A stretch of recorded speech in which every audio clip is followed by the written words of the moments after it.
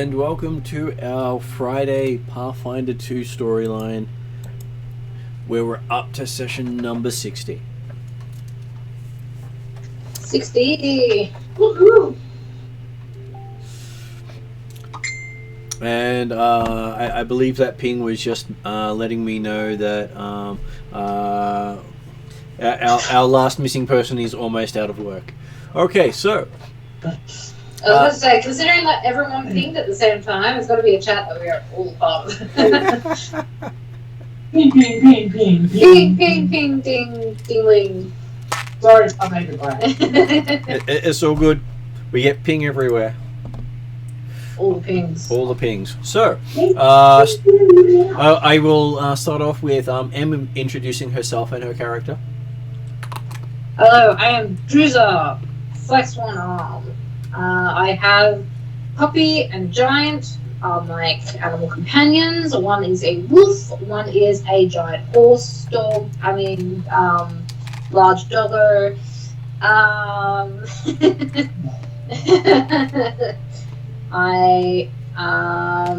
am very strong, and I am guiding us through the desert because no one else seems to know their way around sand. He gets into everything. It all looks the same. Also online today we have Jeremy. Yes, good evening all. I'm playing Corda, the elven half-human warrior of Sandpoint, or originally at Sandpoint. I've been around a bit since then. Yes,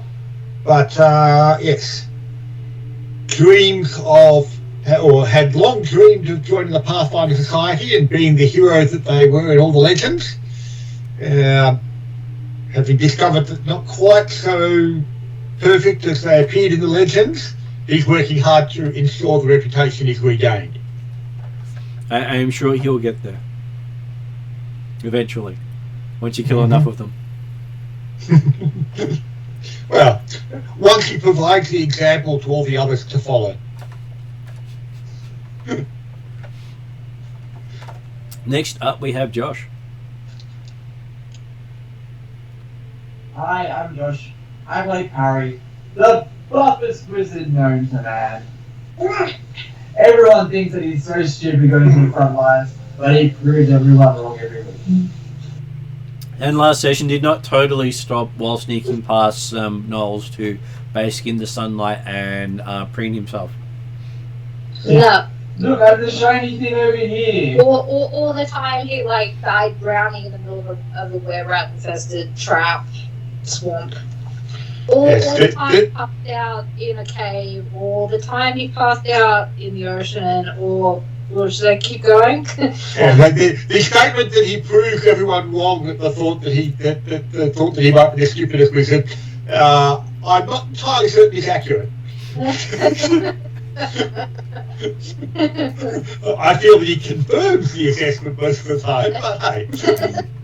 Yeah, exactly. Parry's the most headstrong wizard possibly come across.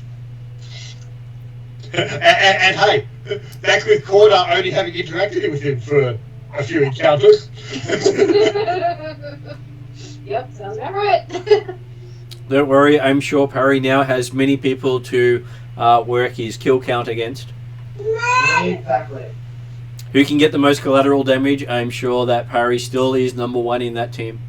I don't think there's any beating Parry in the collateral damage. I'm pretty sure one-on-one users got him beat, but collateral damage, not so much. I'm not that bad. I didn't kill half the people on camp. I was going to say, there might be some competitors for the role coming from our party. That's what I said, there might be some competition. And next up we have Peter. Hello, I'm playing the Lord Lily-Wan Kenobi. Others know him as Loblo, but yeah. Who's currently murdered a whole lot of children. What kind of introduction was that? A good one. Haven't you been murdering children, Doozer? Isn't that what you're all about? No, it was a goblin.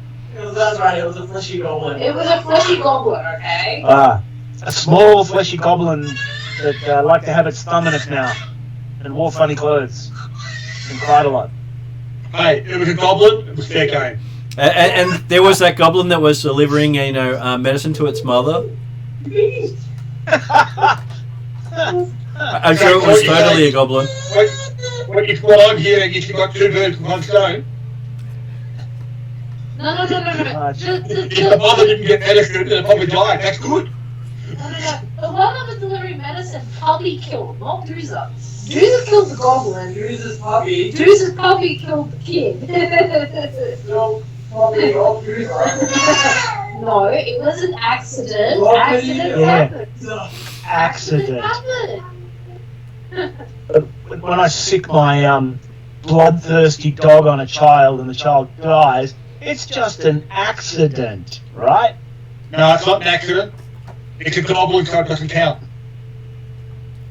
I think Human child. it was referred to as a goblin after death, but beforehand it was something else. Yeah. No. The first one, Doozer killed a goblin, and that was in Sandpoint, because they had the goblin raid. I love how you're arguing with the puppy at the moment. And I love how Willie's also arguing with the puppy at the moment. Yeah, we're all going, bah, bah, bah, bah, bah, bah, bah, I can bah, bah, bah. Exactly. Who can bark the loudest? And also online we have Victor.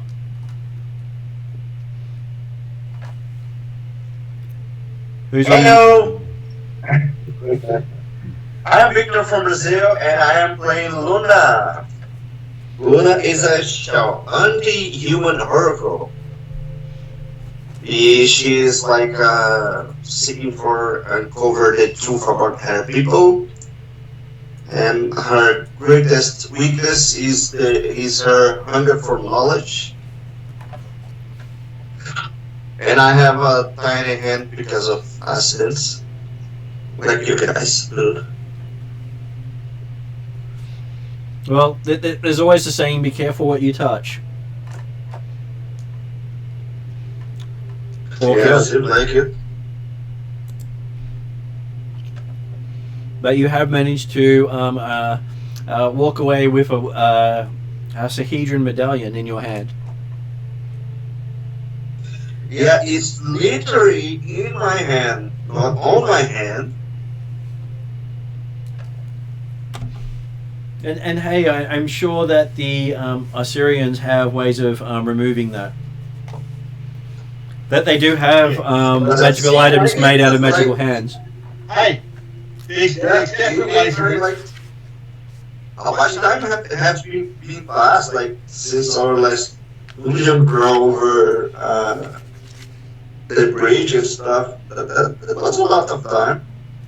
It could have been probably at least a few weeks, probably more like a couple of months, I'd expect. Mm-hmm. In fact, actually, no, because it's not necessarily doing the 6 monthly level advancement, is it?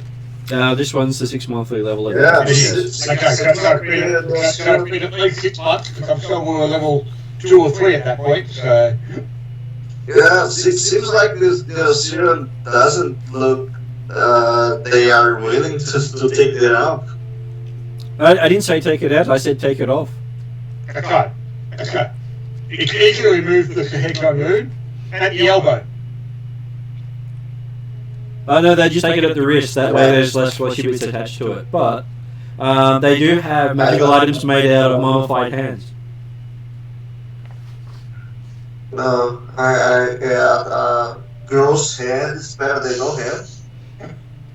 Exactly. But I'm more than happy to remove it for you. So, No, I probably could remove it myself, but not that way. well, you only have to remove it once, unless of course it gets stuck in the other hand. It's not like that would happen more than once or twice. That's the one I wanted.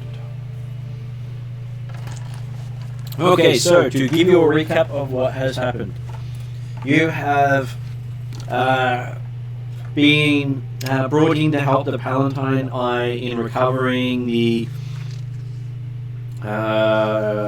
orb Clock. countdown clock. Just making sure I had the right name for it.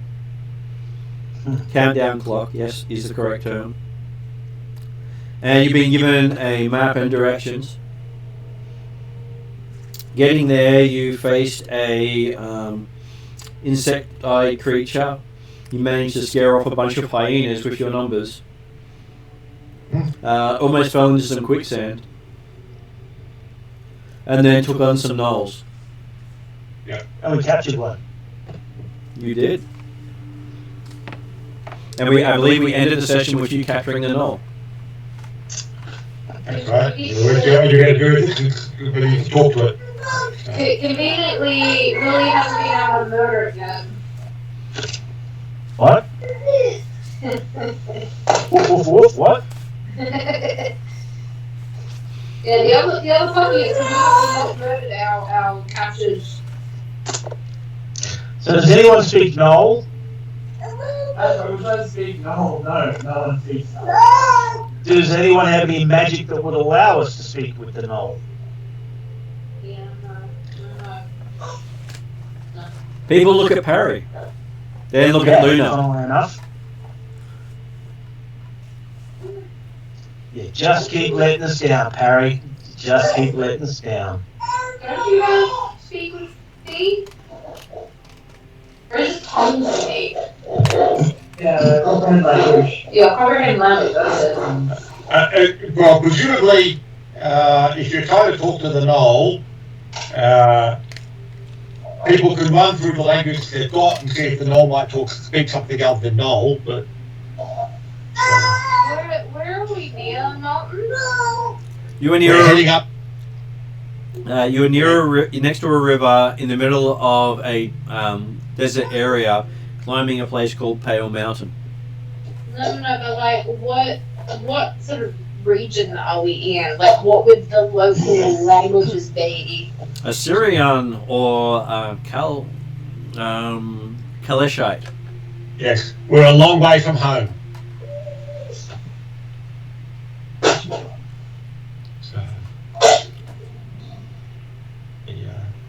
Such that daylight really differs where you are right now. So I'm assuming that the Gnoll does not speak Goblin or Jotun, It does not. or Common for that matter. Unfortunately, it does not. No. He's not the brightest pup in the pack. So, you've captured it. We've got limited time. What do you want to do with it? Well, it doesn't seem like people are much interested in attempting to speak with it. Parry's let us down again. So... It could be very worthwhile Yes, to speak with it. If we can't, we can't. Yeah, if we don't even try, then we're definitely not going to be able to. So, I guess we can kill it.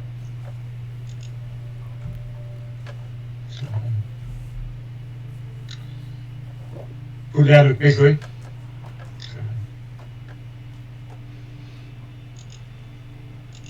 So who does Willie assign that task to? I don't care.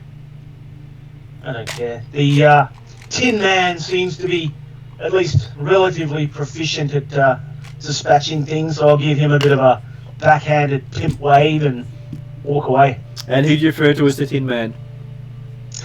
Don't we have the fighter in the plate mail? Well, if you're talking about Corner, he's wearing half plate, yep. Although... Oh, half plate. I thought you had full plate. Still doesn't change the fact that you're Tin Man, but okay. Yeah, and I assumed you were talking about Corner, but of course, so she's your prisoner. You choose what to do with it. Yes, it's up to you. Kill it if you want. So neither of you are claiming it, and Duza is watching the fearless leader Korda talking to one of the pups. telling the dog he can kill the prisoner, just to make Duzar feel where his place is in the group.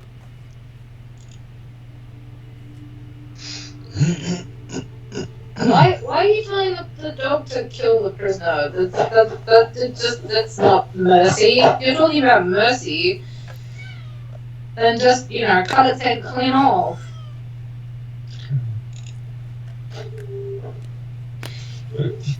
Cordak looking confused, looking at the actual dogs, thinking that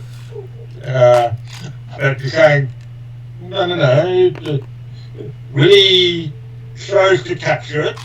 If he's dealt with it. Willie didn't capture it. The dog just guarded it when we were attacking the tents. At which point, Corda remembers that he was told that there is a curse placed on Duzar and Willie that they see each other as dogs. Oh, no, I realise I've been told. It doesn't mean that he necessarily accepts it or doesn't still get confused about the idea that others see these humanoids as dogs. Like I said, I certainly was aware of it, but yes. Willie will initiate the death of 1,000 taps and start tapping the knoll on the head with stuff. Willie or Parry? As in Parry. Parry will do that. I was a bit worried how Parry was doing it, considering he used the term Willie. It's just Willie, that's why. He'll start the death of 1,000 taps and start tapping the knoll on the head. Now is not the time to practice your warrior skills. Okay. If no one else wants to do it, Parry will do it. And you start donking the knoll as we start walking. Donk. Donk. So is he actually trying to kill the Gnoll? Are you trying to bring the knoll with us? We're not moving anywhere. We're at the camp. That's what I'm saying. I thought you said it was actual walking, so I was thinking, what the? Well, Chris is going to go, donking the knoll on the head. Donk. Donk. What are you doing? Donk. Being carried.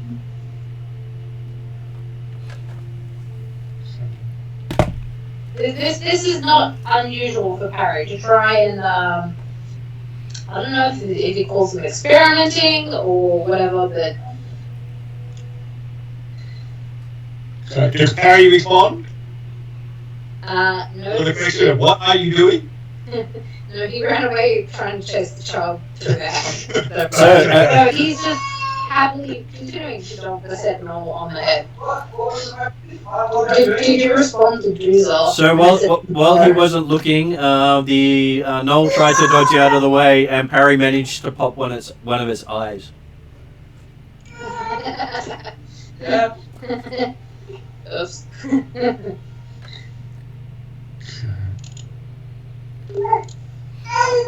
Oops. Don't understand what you guys are attempting here. Okay. So it's an old funnel state now, is that what you said? It was trying to move its head out of the way of the stick coming down on it every few seconds. Right, okay. Yeah, so does Parry actually answer the question of what on earth are you doing? Well, we don't need to use for the knoll, so... Yes, so there's no need to play with it though.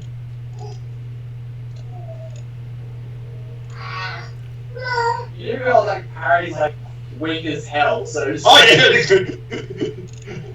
Yeah, no, but you're still playing with the food, basically.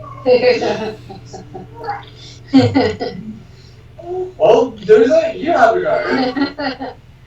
Well, alright, Duzar will try and chop its head off, make it nice and clean. Probably need to roll for that, don't I? Yep, you will need to roll for that. Five of my dice are. I'm sure that's the perfect time to roll a 1. Yeah, pretty much.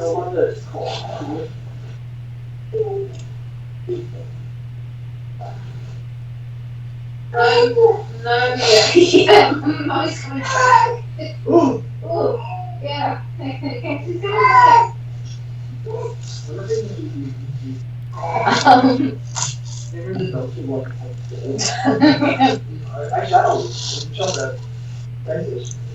Alright.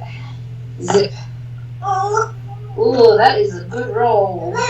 That is a 17 plus my, what would it be? My axe, which is plus 11. Okay, so you line up, you swing, and the head goes flying, leaving a trail of blood from where its neck was and its eye was. Sweet. Do something's job. Dues are accomplished what do you got told me? Dues are accomplished something that Perry would have done. Well, you said kill them all, so. As you watch the head wash downstream. What if you catch the head, like, tie in some wraps and strip it, tie to her waist? It could be useful somewhere. Okay, so Luna fishes the head out of the water. 5 chickens. Right, at least I made the head clean and quick. I don't need to I was demoralize. getting there. Rush up. You demoralize the poor noble's spirit by taking war parts. Can we get moving now? They probably could, but Cornar's moved off on the pathway a bit further, saying the fact that yes. And so, technically we didn't need to actually meet them at all if people had not been so obvious as we tried to creep past. So we would have been on our way already. So let's just keep moving. Remember, we do have a time limit here.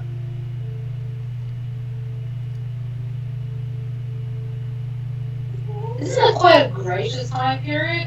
Time. Well, as long as you're first, that's the time limit. The point is that there are members of the, was it the Night something or other? The Night Heralds are also after this our treasure, and whilst we believe that we've got a route that will get us to the inside the tomb a lot faster than they're going, that still depends upon exactly us not dilly-dallying along the way, and also not knowing exactly how fast they're going to be moving. So You're going in the back way, they're going in the front way. yes. So, and apparently the back way was faster, but hey, we haven't tried the front way either, so. So perhaps we should just move, not carelessly, but we can keep moving efficiently.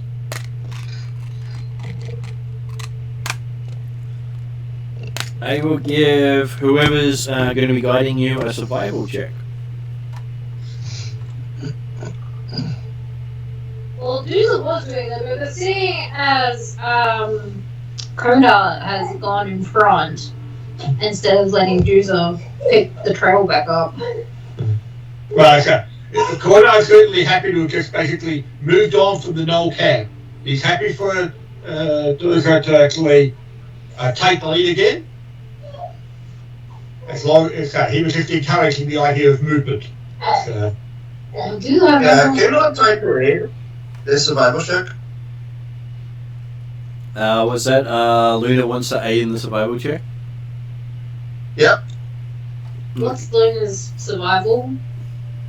Yes, +9. It's not that low. Let's see if you make But a... I also got a aid check bonus. Yeah, So but it would be like- your survival is technically better than Dusa's then. If I aid you, I will get like +13. That roll. So make a aid check. Can you roll a d20 for me? because I'm on the go. Yeah, here you go.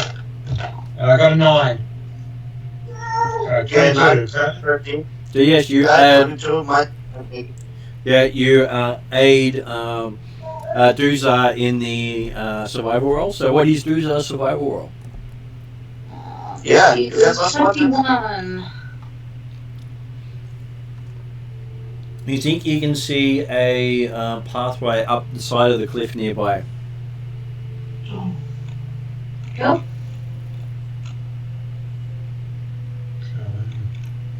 Does mean you're going to have to leave the camels here though.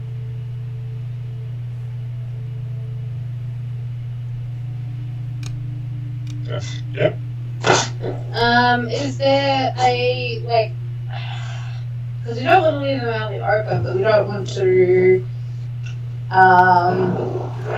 is there like a clearing just off the path that we can, like, securely leave them? Well, you're not far from the camp at this point. You can actually take tents from the camp and tent it up around them. Yeah, sure, we'll do that. Or you just hobble them with the somewhere there's a bit of grass or something to survive on. Near the river so they can get a drink. So, Yeah.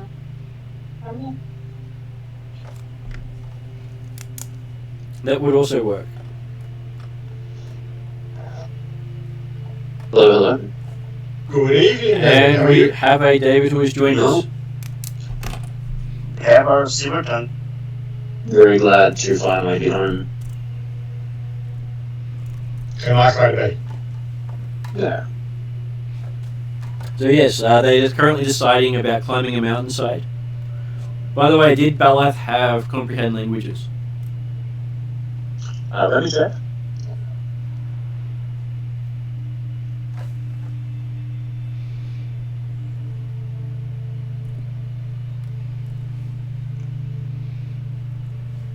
Sorry, just give me a moment. Oh, good. It would be idea if you had the opportunity to talk to an old prisoner that we just executed, if someone could talk to it. No, well I don't, and I thought I did, so no. That's all good. The execution was just. So it took a very long time with the amount of taps Parry was trying to do. Well, it would have taken, yes. So, okay, yeah, so we'll basically, yep, leave the camels, load stuff as necessary into a core-like bag. So, you can take time to arrange it appropriately in the bag because we're stocked with the camels. Well, I think that there shouldn't be any stores or things like that left on the camels are important. There are not. Yeah. And, yep. So, Dusa, lead the way. We're going up that, are we? I was just running to the bathroom for a little bit.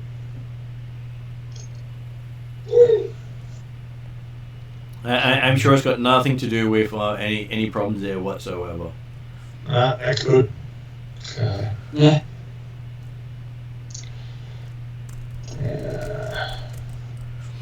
Okay, so it is going to be an athletics roll to climb up. Oh, great. Very useful stat. Can we effectively have one or two members succeed at that and then put ropes and things like that for others to make it easier? Is that the thought process, or It's up do to we all you. have to make individuals? It's up to you how difficult you want to make it. Providing ropes will make it easier, but it will still have difficulties.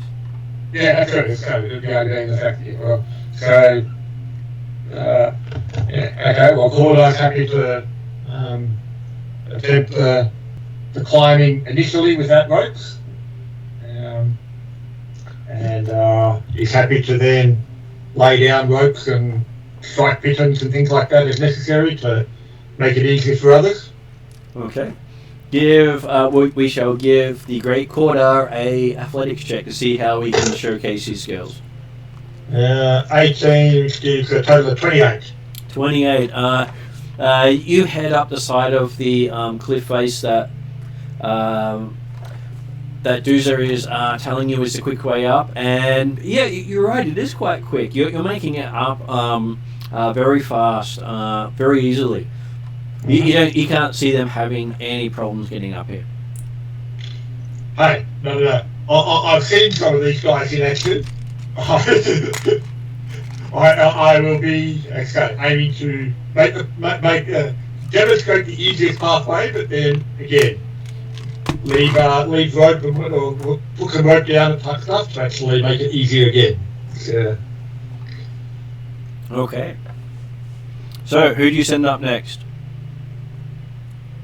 to test his pathway?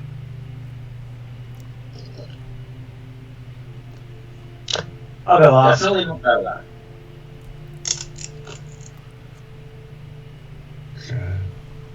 It sure as hell won't be Harry.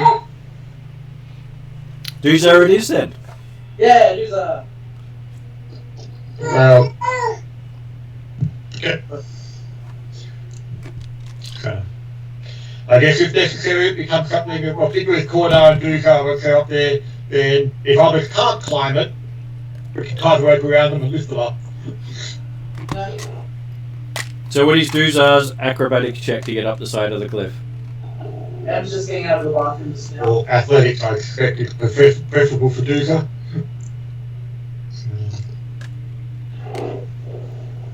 I'm just coming out of the bathroom, so shouldn't be Yeah. far. That's okay. So you can see it is getting to be quite a hot day today. Yeah. Yep. Buddy. Athletics problem. What did I do? You're climbing cliff face. Oh, I'm climbing cliff face. Oh, this is good. I love climbing. Athletics. Yeesh. No.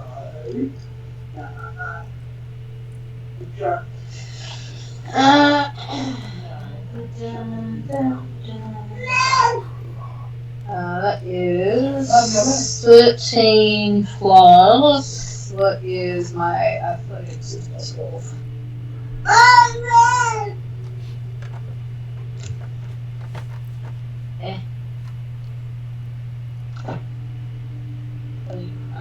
You weren't listening. 25. 25. Okay, so you make it up the section fairly easily. Yeah, you sure this is the easy way up? Sorry? You're sure this is the easy way up?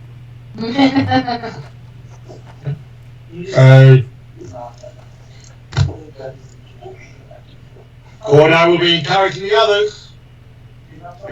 Let's move. Alright, I'll push it down. Belloc gets to show off his muscles with an athletics check. If people, okay, Cordar will point out, hey, if you're concerned, tie the rope around you, and we'll make certain that you don't fall down as you come up. Does people want to help pull them up and like get my rope out? Is there any trees up here? Or I can tie it to Martin? I was trying to hear what David was saying. Oh, sorry. Bella rolls a natural 2. And that's with your plus 4 for level. I get a plus 4. You get your level in every skill. Plus your ability modifier, if there's anything. It's probably too low on this one, but. Alright, so 6. So, Did Bella tie the rope around you before you went up? so using Oh no, the... Bella was just talking shit, so we had to go. Did he use the rope guides that Cordar had left? Yes. Using the rope guides, Belaf makes it up.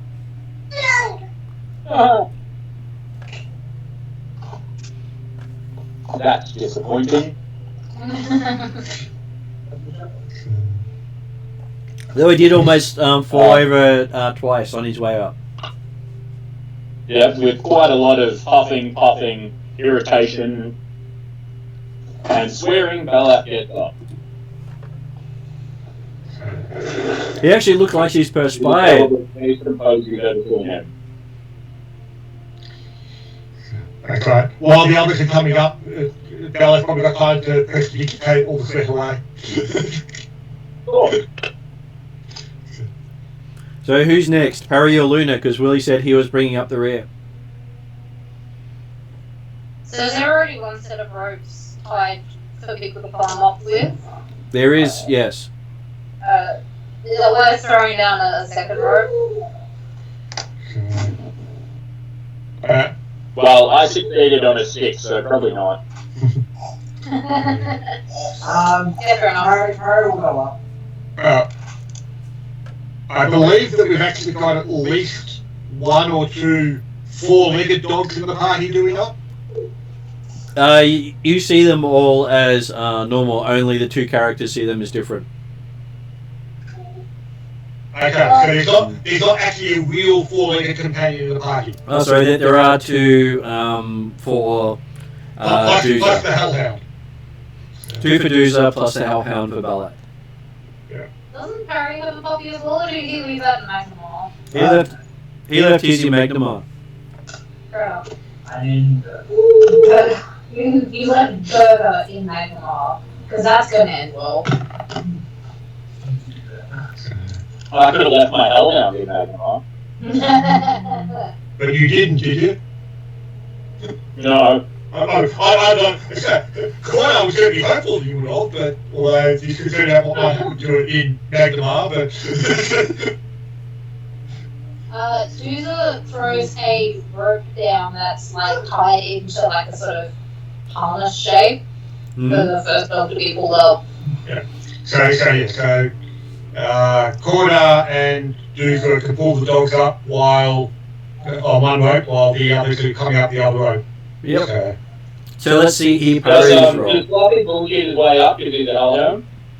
Well, you turn around and Fluffy beat you up. Uh-huh. He's just sitting there looking comfy while you're huffing and puffing. Which Corda's happy that the Hellhound got up by himself because he was concerned about trying to tie a rope around the Hellhound. Yep. It didn't last long enough to get him to pull it up. Okay, so does anybody have any trouble getting up? Well, I have not heard of Parry, Luna's, or Willie's roll yet. No. I think Parry. I'll make my roll now, but I go last. Willie, If you go left, the rope. go next. Balak's already gone. Luna will die. Luna, you got a 9 on the die. Okay, then I got +3. Nice. I will try to cast guidance though first. Does your character have a strength? Okay. Okay, so I'm assuming that means Luna has a strength of -1. Yeah. But I did cast guidance before hand, so. Yeah, that's right. You were concerned about the fact that you had +3 instead of +4 for levels. Okay, so Parry, what was Parry's roll? Guidance for. What? I'm just going to find out because I'm trying to. Yeah, I think it's that. And then I can hopefully hear what Willie got.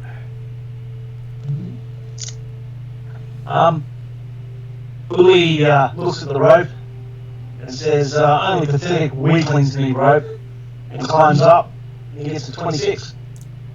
Yeah, it was fairly easy. He'd get a 1.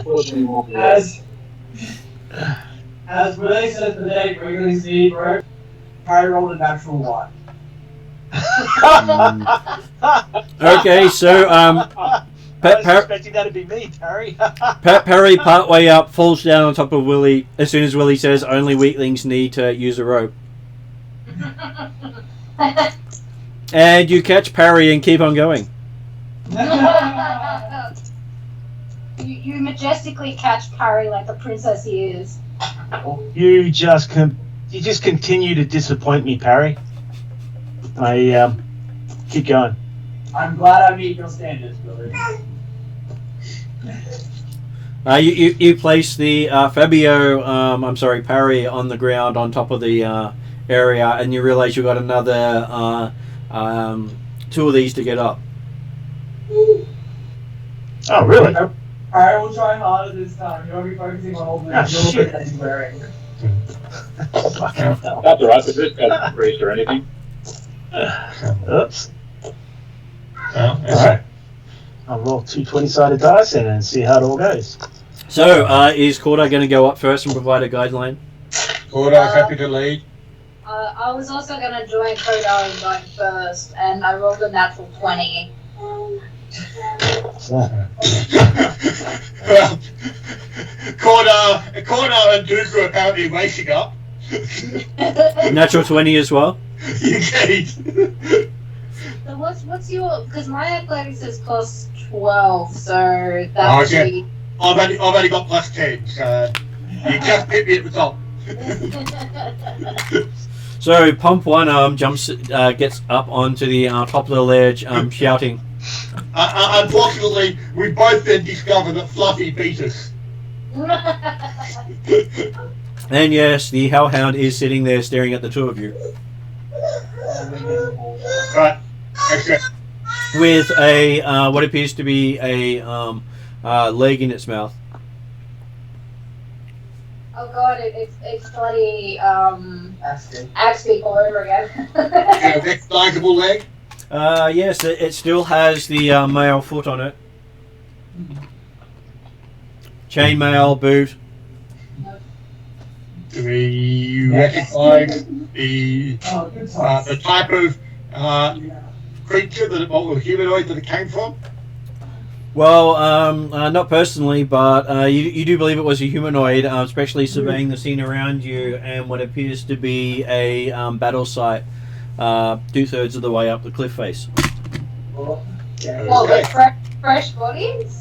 Fairly fresh, except for the missing sections. Can you try a recall knowledge check using society? Sure, does anyone shout it down to Luna? Well, no, okay, because Corda will call out and just say, have you seen that? There's been a battle up here. Give us a moment to check to make certain it's all clear. So as it calls that out, could everyone please give me their initiative roll?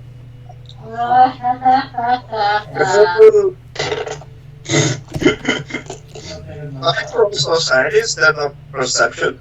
No, because the battle that they're just investigating, you can't see, so you can't use that as a initiative. What's the initiative based off on? Perception? Yeah? Only perception. At this stage, it is perception. Perception. So what are me? Balaf and got 12. Oh.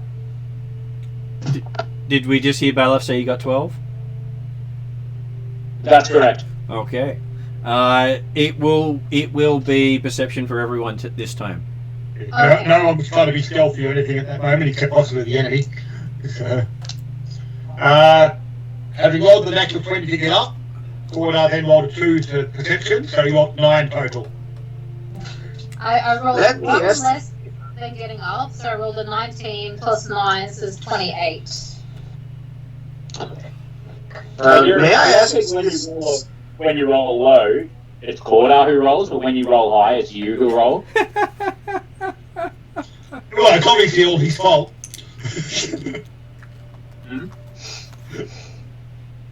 Is this anything related with the Knights of Shadow or something? I forgot the names. It could be the Knights of Knights of Ni and their shrubberies. If this initiative is related to anything about the Night Heralds, I got +1. It is not. If that is. If it's related to the Night Heralds, then someone's been telling us the wrong thing, because we shouldn't have met them yet. Because we're coming in the back door and the next we're coming in the front door. If they're already here, we've got problems. So what was Parry's initiative? Sorry, were you asking for Parry's roll? Yep. Oh, 30. Jesus. I rolled a 19 on the dice and my perception plus 11. It is Parry after all. He is a another form of deity with his rolls. Is it really shit or really good? I mean, considering my dice has already rolled 20 and 19, I expect my combat rolls to be all under 10. And what was Luna's initiative? Luna's initiative is plus 11, plus the dice that Coda Five. rolled. 16. And then Okay. we're also missing Willie's initiative. 12. Okay, so I shall describe it so you can see what you're about to get yourself into. We do have Parry being the one who notices things first. So, have we all got to the top of the cliff, or this climb, or is it only This is Order why and Duker at the top, along with Fluffy? only has three of you at the top because Fluffy's up the top too. That's right. So the others are still down, and we don't have a rope for the others yet, do we? You do not. You've just reached the top. Reaching the top Yep. triggered the initiative. Happy with that? So, as your as Parry is enjoying the view out over the desert, he sees what appears to be a set of dragon wings attached to what appears to be a flying lion.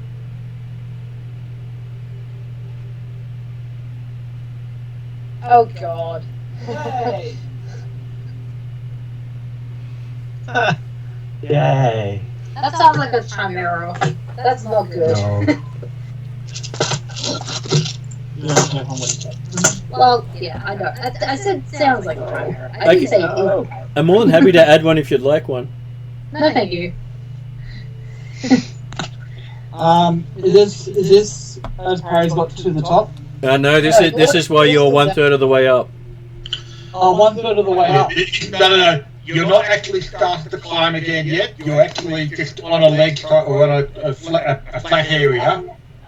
You're waiting for Corda and Duker to get up to drop ropes down. Mm-hmm. And while you're waiting, just as we got to the top, you've seen this coming in from the outside, like from flying around. Yeah. Oh, the good thing you told us to wait. We'll just chill out and leave you guys to die. Well, we're only... How high up was the cliff that we just went up, Martin? The cliff you just went up would have been probably about 150 feet. Right. But if it's flying, you guys are probably just as in danger as we are. Jared, Yep. I'm going to leave you to die. Fair If it enough. comes down, well, we'll do it if it comes down. Fair enough. Although I got the impression that it's actually flying off to the side of us at the moment, so it might not need to come down to get to you guys, it might need to come up to get to us. Okay, so what does Parry do seeing this mythical beast? Mythical beast. Hey, a flying lion is definitely a mythical beast of some sort. It's like when pigs might fly. Yeah. Well, considering some of the dumb shit we've seen, it's not really mythical anymore. I'd bet a person to a kraken. Yep. Parry is going to...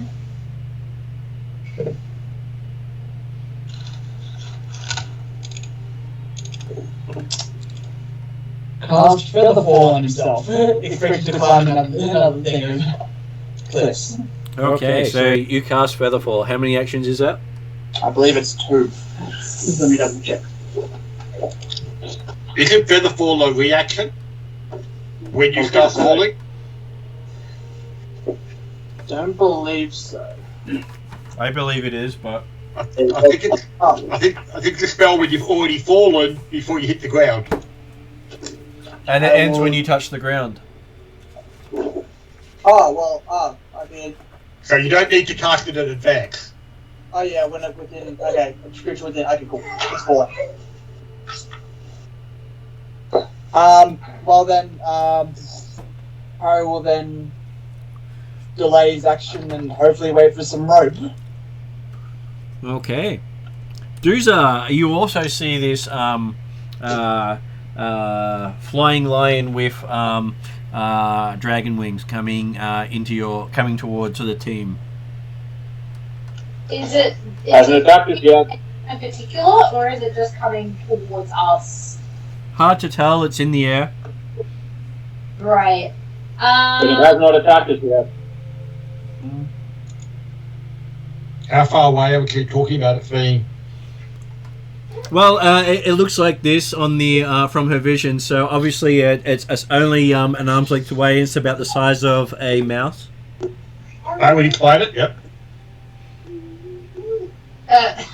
So it's far away at the moment. Assuming it's lion-sized, yes. I'm going to get my axes out and can I Hunter's Mark from that far away? Depending on how far away it is. I don't believe Hunter's Mark has a distance. So if you can see it, you can actually mark it. I mean, mark it might make it attack us, but that might be a good thing or a bad thing. I don't know. I don't know that it would recognise it's got a hunter's mark on it. Like I don't think there's anything physical that goes through. It's a personal thing that you recognise. So, I thought sometimes some creatures know when I'm marked. No. some might. In Dungeons and Dragons, yes. In Pathfinder, no. Dungeons and Dragons is an actual spell that affects the person.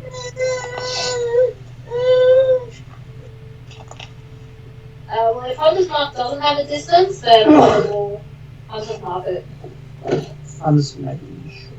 And just as a side note, Mark, I have combat climber, so if it decides to attack party members that are down the mountain, I will go to their aid. That is fair. Yes. And I think those are my actions. That is your action. Okay, then it is the creature's turn. Its wing flaps as it dives towards you all. Yay.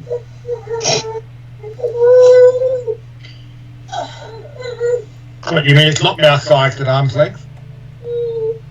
It now appears to be about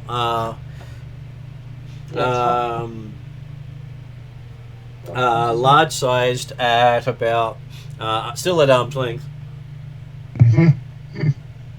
As it is flying past the people up the higher end of the cliff as it fires spikes at you on its way past. Uh-huh. Yeah, flyby. It does do a flyby. So, Bye-bye. red one versus Cordar and yellow one versus Duza. This is our what? Your armor class. Oh, I see. So, would an 18 hit Cordar? Oh, sorry, 15 hit Cordar. 15 would not hit Cordar. So it's a critical miss on that one, and I'm assuming because it will be downgraded. And would a 27 hit Duza? At 20 what, sorry? 27. 27 is a hit that's not approved. Okay. AC 17 is something wrong. I think my AC is like 22. Wait. Probably. Okay, so you take minimum damage of 6 piercing. I guess 22. Ouch. 6 piercing damage for minimum. as a spike sticks into you. Well, hey, that's another star in the roster, so that's fine. It's still stuck. It doesn't go through, but it sticks right in. Ah, boo. And it's pinned you in place. Pins me in place. Yeah. Yeah. Cool. What? It's gone through you into the ground. Oh. Like going through my armor or going through me? You. You. Oh. That quite did some damage. Even if not much. Okay, so that was a single attack on it. And it is basically about the same height as you, flying down at the people below. So it's 150 feet up. So next person up is Luna. What does Luna wish to do?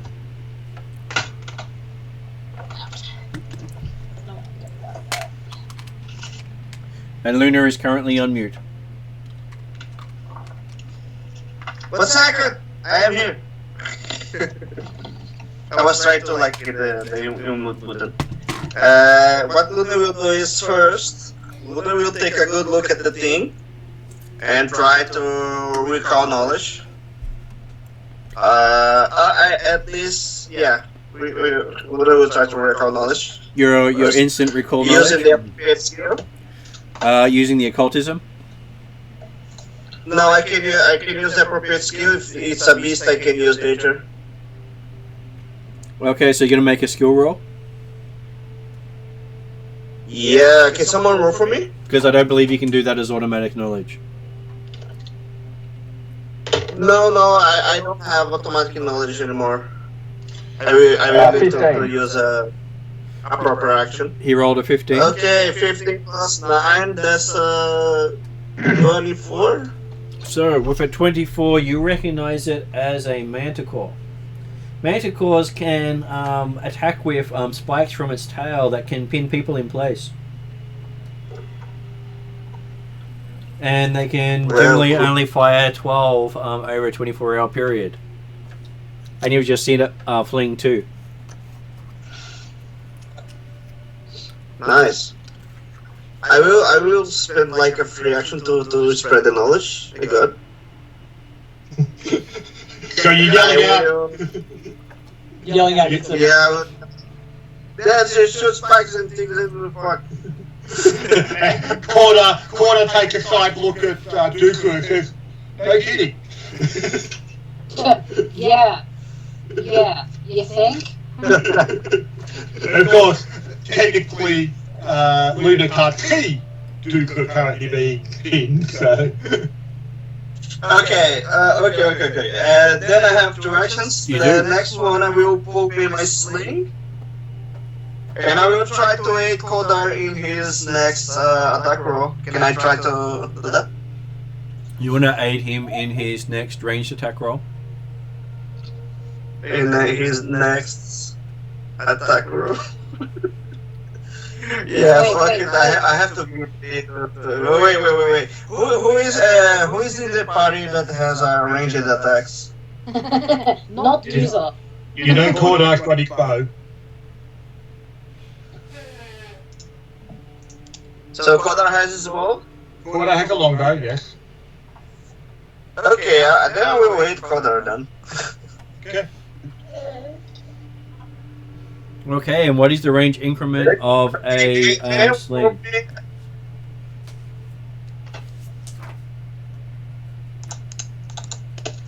I got, since it's an 8 check, I got plus 12. The range increment of a sling is 50 foot. Okay, so it is. Yeah. It is outside of 2 increments, so that adds -4 to your attack roll. So what did you get with your roll to hit? If I got -4, then my total is +8. Okay. Can someone roll for me? Then, which one will be hard? 7. Okay, so you fail to aid, but you don't critically fail. Yeah, that's my whole turn then. Okay. Baleth is now up. So it threw some spikes at us. Not at you, at Quarter. Yeah. How far away is it? It is 150 feet up.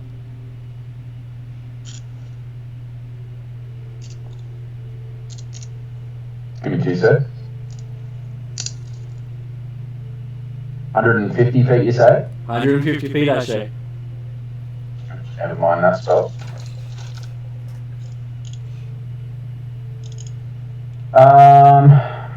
And how high is the cliff face? Could it go climb up? 150 feet as well. Oh, that's fucking handy. Fruit-taking handy, sorry. It's basically level with the other two as it attack them. Who's down here with us? You have Everybody else except for Duke and Quarter. Parry, Luna, Willie, and Puppy. So no one that's good at getting in the way of flying spikes and... Yeah. Well, apparently Parry would be... He's the one that leaps out to the front line. Yep. Mhm. He's not necessarily good at it, but he does leap out to it. The lady's actually looking up, expecting the rope to come down. He's your frontline squishy. When I mean squishy, he really is squishy. Yeah, I am squishy. Yeah. I am the squish. Yeah, no, I'll have to delay. I don't really have much to get affected. Oh, no, you know what? I'm going to do something hilarious. And what is that? Belaf very awkwardly roots around in his backpack, unfolds his crossbow, and shoots it. Okay. He has a crossbow. Oh my god, I got a natural 20. For 26. 26 minus 2 for the range increment means that it is just a normal critical. Cool. It was almost just a hit. Yeah, turns out Jedi Dick with his bloody spear, his crossbow is like, oh, wow, we should just keep the crossbow. Mm-hmm. Okay, so how much what's a critical do? Critical will double the final damage. Max damage for 16. 16 total? Yes. Okay, you hit it with a bolt. And that is... I wonders if that was the right thing to do. And it's now looking at you. Shit. Willie's turn. Unless Parry would like to interrupt. I mean, Harry could interrupt. Do it. Alright, Harry's going to interrupt and use, with it looking at me, he's going to go, oh shit. He's going to cast, first, for one action reach spell, Mm-hmm. giving him an extra 30 feet. And then he's going to cast Acid Arrow, which should increment to 150 feet. Okay, so Acid Arrow saying, pick me. Yeah, pretty much. If we're all shooting arrows at it, I may as well shoot an arrow. Make a spell attack. Oh, goodness Oh me. god, Bob. Yes, 5 sonic damage. Is a 26.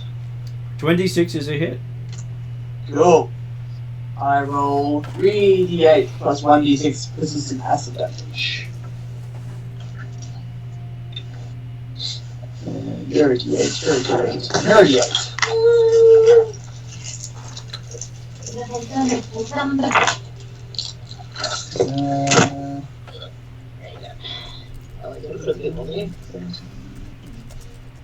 I wonder what I did spit on. Spit on my people. That 17 damage to it. 17 damage. Yeah, 17 damage. And then persistent acid is 5. Okay, so that will happen at the start of its turn. Good.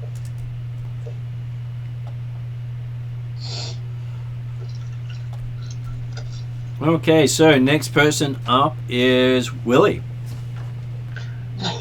Willie was considering hiding until Lemmings McParry decided to Don't blame Harry, he was the second one to shoot bring its attention to us. So my character just shakes his head and goes, "You just keep doing it, Parry," and takes up a defensive position in front of Parry as best he can. And he goes into Tiger Stance. No, there's no point. He just moves. He's got his, he's got that sort of dejected. Oh fuck. Here we go again. Yep, that's me. You're wondering how I got into this position. No. We weren't wondering how you got into the position. We were wondering how you were still alive. We've now got an explanation. Cordar is now up after all that. Okay. He will take a shot with his bow. Okay, it's only 40 feet out from you. Make it easy then. For a total of 23. Apparently you hit the magic number. Oh. Okay.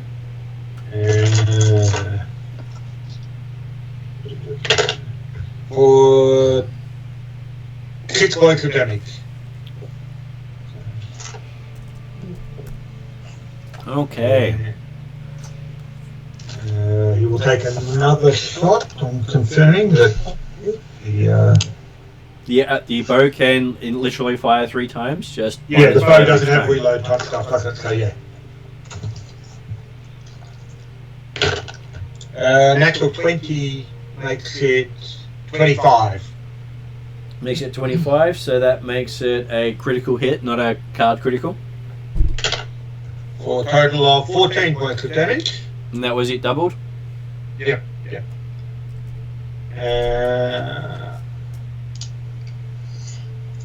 How's it looking at the moment? It's looking like it's got quite a few arrows in it. Yeah. And it's looking very angry and annoyed. Mm-hmm. You've definitely poked the line. Yep. But otherwise, completely unfazed. Cordar will use his last action to call it. Come here, come on. As he drops the bow and grabs his shield. So is that saying here, kitty kitty?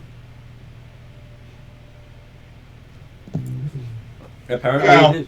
the effect might be that, but he's not actually saying here, kitty kitty. Is it Luna's go? It is now Doozer's go. Doozer, you have a quill through you stuck into the ground.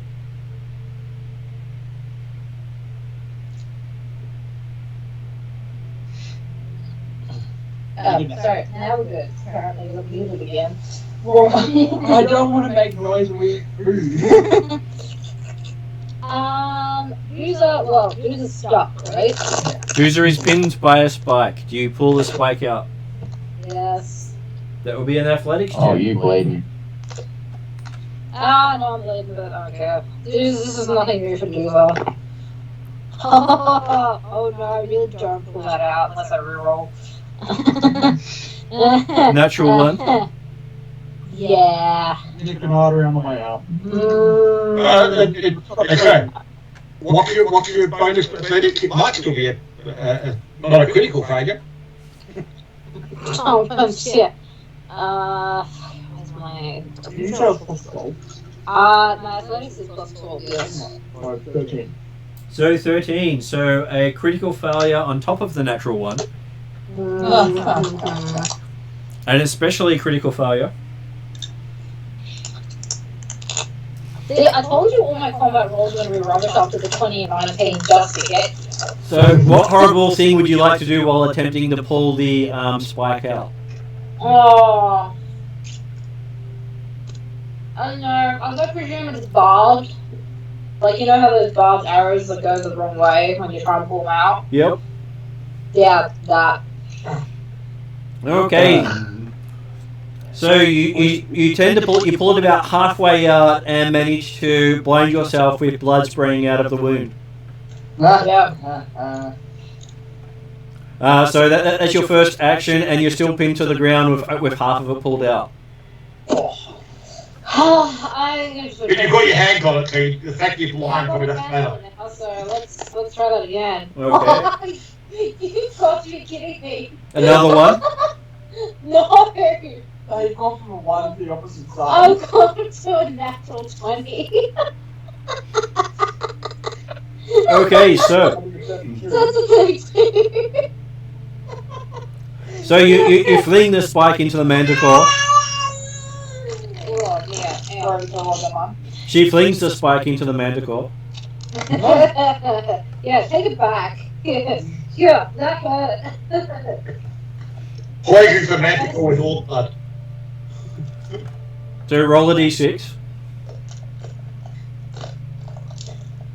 And you gotta roll a d6. When you come back. You can roll for it. She'll roll. She's getting us some ramen bowls. That didn't spawn like here. Yeah, I think so she'll am I raise the roll rolling first. Oh, D6. Also, spike. Yeah. D6. And he's gonna catch it and then have 11 spikes again. 4. And what is your strength bonus? That's 4. Yeah, that makes sense. Total of 8. Okay, so it's not feeling great having had one of its spikes shoved back into it. And that leaves you one action left as you're spraying blood everywhere. How close am I to it? Like, is it? You said it's at our level. That's 40 feet out from the cliff. Oh, it's 40 feet out from the cliff. Yeah. You could probably run and jump on it, but I wouldn't advise it. Surprisingly enough, it's not sitting next to you saying, hi, sorry about that. Plus it's also hard to see at the moment because you're currently blind. Can I try and, like, clear the blood out of my face? You can. I can do that. Roll a flat check on a d20. Let's check on a D20. 4. No, you don't seem to be able to get blood out of your face as you seem to get more into it as you can feel yourself weakening from the blood loss. Lose 1 point of constitution. Sorry, what was the last bit of that one? Lose 1 point of constitution. Oh. That is the equivalent of 1 bonus, so you've lost a +1. So in old school D&D, that is, you've lost 2 points of constitution. Wait, so is that permanent? You don't know. You don't know. Oh. If you die, yes. And if we don't do anything about the bleeding, no, because you're going to become +2 next time. I am mine again. You have this big turn, okay? You have this turn. Okay, and It's not my turn. then it is the Manticore's turn. It drops down 80 feet and then fires off 2 more lots of its spike volley. And it hits, it's aiming to hit Parry and Balath. So Parry can be the yellow dice. So, any chance my trying to protect Parry has any effect at all? It does have an aerial advantage. I can deflect missile weapons advantage. Sure. You could either roll 3 to 4, it doesn't matter. That depends. Would a 17 hit Parry? Surprisingly enough, it missed. And would a 18 hit Balath? Fuck yeah. So it does hit Balath? Yeah. So Balath also takes minimum damage of 6 and is also pinned to the ground.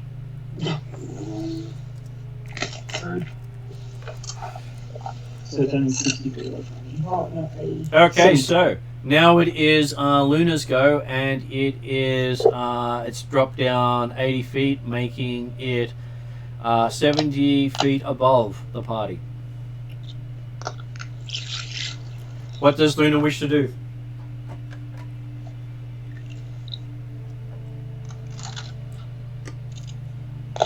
You're still muted, Victor. Oh, it's my turn. It is your turn. Okay, so the thing is closer, right? How far is me for it? 70 feet. So it can only one increment outside of your swing range now. You only have a -2 if you're trying to use the sling. But you've got other options, obviously, 70 feet. 70 feet. God damn it. The only thing that can reach it is nothing I have. I will use actually one action to like move in closer to it, unless it's like It's flying in the air. if it's flying, yeah, but how far is from the ground? 70 feet. It's 70 feet above you at the moment. Oh fuck! Then I can't get any closer. No. Well, you could probably or attempt to climb the cliff, but that's not going to make your combat all that good, I wouldn't think. Yeah, what I will do is let me check. Can I try to recall knowledge again and see if I get additional facts about it, like vulnerability or anything that can be useful? Well, I gave you the most useful facts in the last check. You can try again giving up another of your actions. But it does increase the DC.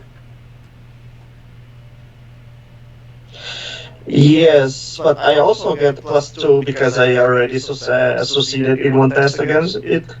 Yep, so do you want to try? Yeah, I would try. Okay, someone will have to roll for you. Yeah. If I try nature again, this time I have plus... How much? 9. 9 plus 11, that's 20 total. Okay, you get no additional facts. You have failed on that check.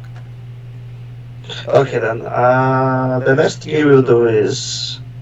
I still have my sling. I will still try to aid Kodar again. Okay. Slingshot. 16 on the die. Okay, 16 plus 8. That's a total. That's a success, I guess. Yeah. So okay, and then I will cast. Wait, 1, 2, 3. That's last action. I will cast guidance in Kodar.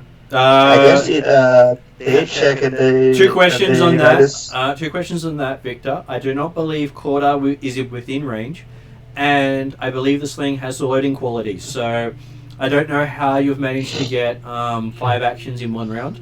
Yeah, you got to load the sling before you can... Yeah. I need to reload this thing. Then that's my whole turn. Then That I is have your no whole more turn. actions. And guidance, I believe, is not a single action either.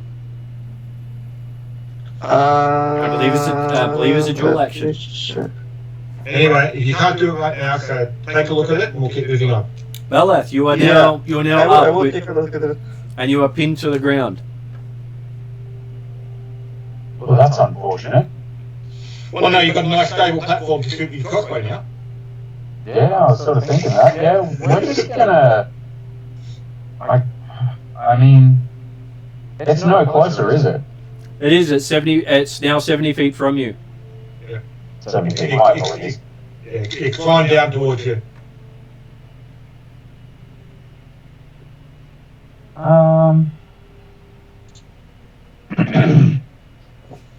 No, we can't do that one. No, we're just going to go with Old Faithful. We'll reload and shoot the crossbow. Okay, so that's 2 actions. Give someone, or do your roll, and remember you get to add your dexterity plus your level to the attack roll. Holy. Alright, I'm going to have to screenshot this just to prove it. Natural 20? Yep. What does that add up to? We're burning it up in this combat. Still the same of, oh crap, where'd it go? 6.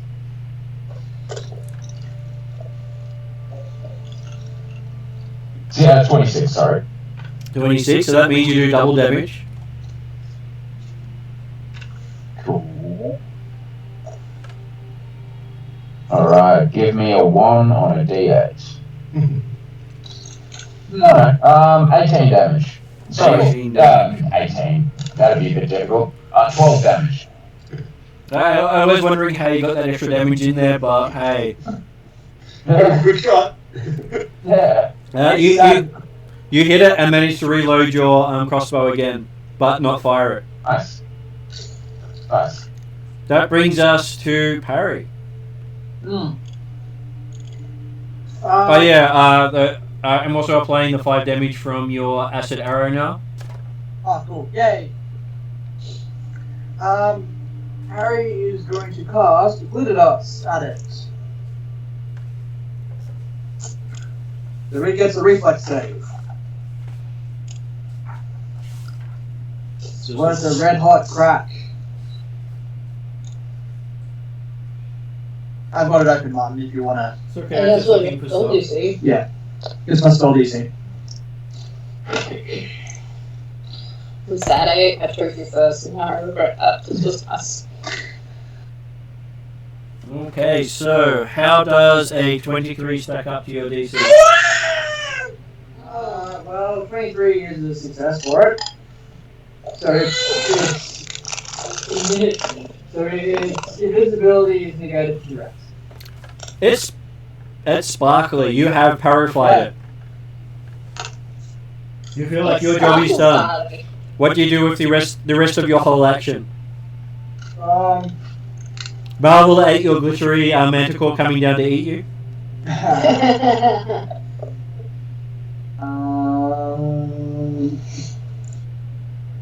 Yeah. Okay. Yeah. Shiny. So, Willie, you get to see this glowing, sparkly Manticore that seems to have grown in strength on its way down, with all the different arrows people have put into it. Okay, that's bad. Is it going to get to me this round, or is it going to get to me next round? It'll get to you this round. Okay. Basically, I'll wait until it gets into range, and then I'll have my go. And as part of my go, I'll drop into Tiger Style and try to fuck it up. So you're delaying to have a full round instead of a reaction to have one action. Is that correct? Okay, I'm going to have my go now. I'll drop into Tiger Style. Yep. And I'll wave my hands and jump around like a parry wannabe and try to attract its attention. So what I was getting at with that is you can spend one action to go into Tiger Style and 2 actions to ready for when it comes in range to attack it.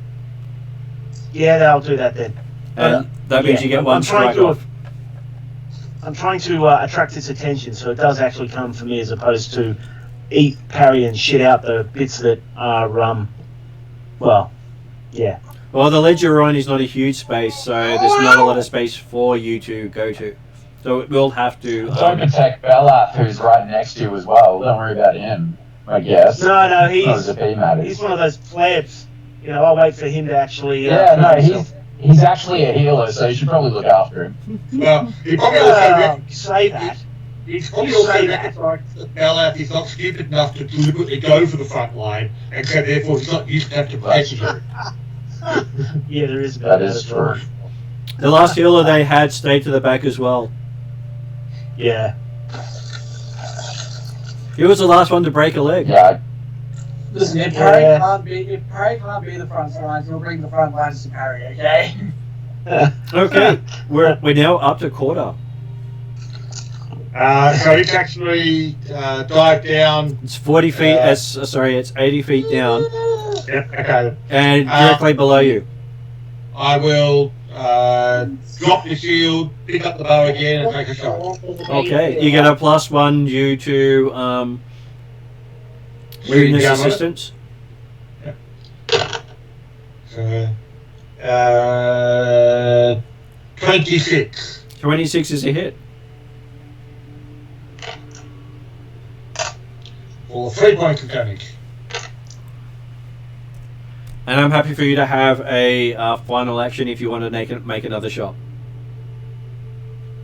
Okay, you happy that effectively copy you picked up bow? Was one action, yeah. Okay, or 3 and a 1, yep, okay. I will take another shot then. With, I think it misses, 21. 21 is a miss. Yep, okay. Okay, Dooza, you're still blinded by all this blood in your face. Yep. But your con is now -2. Having bled out for a round. Stem the bleeding, stem the bleeding. Will Something in the hole. a health potion work? Possibly. You dig around in your pack for a health potion and take it? Yep. You could try and just put a bandage on it first. She can't see at the moment. Well, he can't see at the moment. Right. Okay, you spend 2 actions taking a potion, and then you try to clear the blindness. And would that be another, Flat check. Flat check. flat check? Or better. Better. 13? 13. You can start to see again, and you see this horrible wound where the spike used to be, and it seems to have sealed itself up after you've taken the potion, but you look very grey to what you normally look. Ooh, ouch. The -2 con hasn't been recovered from the blood loss. That's going to take days to recover. Yeah. Yeah. Sorry, I missed part of what you said. He healed over? The wound that was bleeding has healed over, Yeah. but you still got -2 for a couple of days. Okay. So you've lost the equivalent of 8 from your maximum hit points. Ouch. Ouch. I'm on 52 total. Okay, that was your round. Next round is the Manticore. As it comes down to attack people, and Willie gets his reactive strike as he leaps up to You're attack it. talking! Alright. So I will give it a punch, because why not? 27 and 29. Okay, they are 2 hits. Give me the damage. Fortitude save of very low. We'll worry about that after the damage. Probably killed anyway.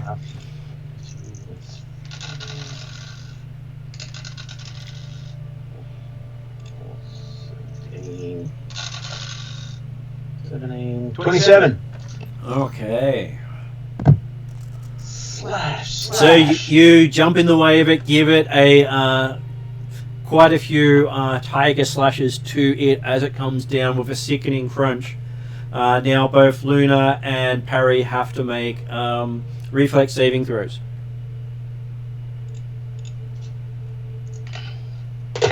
Great. Luna got 13 on the die. Yeah, 13, let me check my bonus. There's a lot of 20. 21 total. And how did Parry go? I got an actual 20 for 28. Okay, Parry manages to duck out of the way as you watch this Manticore go flying over, roll over the top of Balath, who's pinned in place, and sweep Luna off the cliff. Why off the cliff? God damn it. Because you rolled too low. At which point I'll remind Parry he has Featherfall. Harry will decide to find the cards available. As you hit Luna, saving Luna from falling 150 feet. As Luna gently drops to the ground below you. Victor, the words you were looking for are thank you. Thank you. And yes, it's like thank you.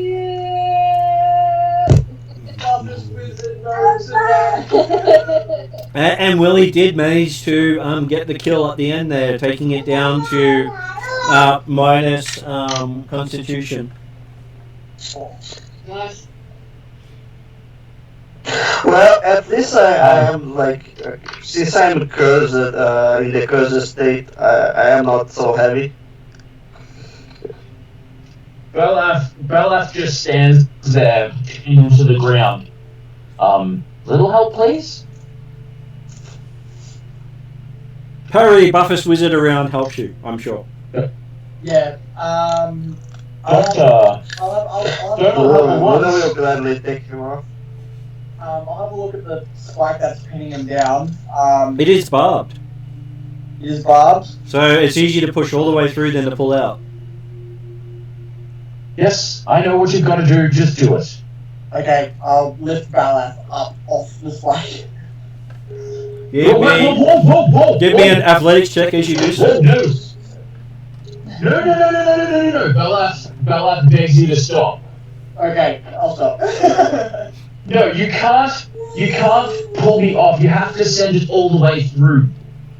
Oh, okay. Hammer time! Good grief! Can I do it, please? You get it all the way through because you're So busy. you have... Will all of you morons just stop to listen, please? Please? So all you need to do is get the spike undone from as he's pinned against the ground, held up in place by the spike. Just get the spike out of the ground, and then once you've done that, just pull it all the way through. Can I do it, please? As long as we're clear on the instructions here. Does Willie follow the instructions? You know I what? do. No, wait, stop. Get caught up. Now you want Coda. I never thought I'd say this in my life, but get caught up. Cordai hears the magic word from all the way up there. Now. Come on, you got nothing to worry about. Nut up. So Cordai had a look back at Dugra and notes that he's apparently okay-ish. He is. He stopped his own bleeding. In the fact that he's not bleeding, so he doesn't need medicine type stuff to try and down the wound. He'll then take up here to look back down the cliff and confirm that Luna landed safely. Luna's still falling. Okay. Takes a while to fall 150 feet. Very slow. And then be calling out, okay, we all good down there? We ready to come up? And Bella, Come down here, I need your help. Second. While he yells out, Corda, come down here, Parry just lifts the spike. Like, he listens. Yep. He grabs the bottom of the spike and pulls it up out of the ground. athletics check. Athletics check. Harry. Corda will be tying a rope off the top and going down This with the together, rope. buddy. We can do this. What does Perry do? Natural 20 on an athletics check to pull it out of the ground, but not out of his hand. Okay, so apparently Perry listened perfectly as the Buffest Wizard around pulls you out of the ground, and you don't feel any pain at all as he lifts you out. Good grief. You're not as stupid as you look. And then Puppy grabs the spike and starts tugging it for you to help. Go on then. This is going to be fun. So he said So, to anyone? go ahead. Who's pulling it out? As Luna finally reaches the bottom. Balak makes sure it's being pulled in the correct direction. I'll pull it from the bottom down. Yep. Thank you. A very irritated and angry scream comes from Bala. 22 on athletics to pull it down. Jesus. It doesn't come through. It doesn't? Nope. It just hurts a lot. Oh, for the love of God! God, why did you stop? Keep going! You think you may have caught bone, you don't know. I think that you might not be able to pull this thing through. Alright, hang on, wait, stop. Let me just have a quick... Belaf is going to do a heal check on himself. A medicine check on himself. Yep. To examine what's going on.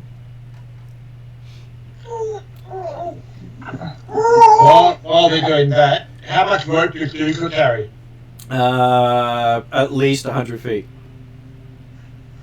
Okay. Belaf gets 18 on the medicine check. Balef recognizes that the barbs go both ways on the spikes. Oh, for the love of God, what is the spike made of? It appears to be made out of, Alright. it feels like nail. Keratin. Yeah. Yeah, cool. If Belaf looks at the weapons that his esteemed colleagues are carrying, does any of you carry something that could be used like an axe? Sure. User? Shing! Show the claws. No, the idiots on his level. As far as you're aware, Juice is the only one in the party that has axes. I Morning Star. I've got a hammer. I believe Willie is saying he's got something. He's got claws. Are they going to be able to cut through this? Of course. Go on then, give it a go. Don't move. Give me an attack roll, Seriously, Willie. don't move. I have no intention of moving. I wouldn't want to hurt you, and then I grin. I will turn your body into viscera. Don't touch me. Just cut that thing off. Hilarious. Yeah, wait till you get bone sprayed.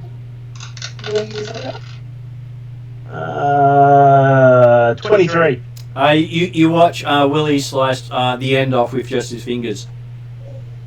Oh, good. Belaf pulls out the spike in the direction that isn't going to barb his goddamn arteries out. Give me an athletics check.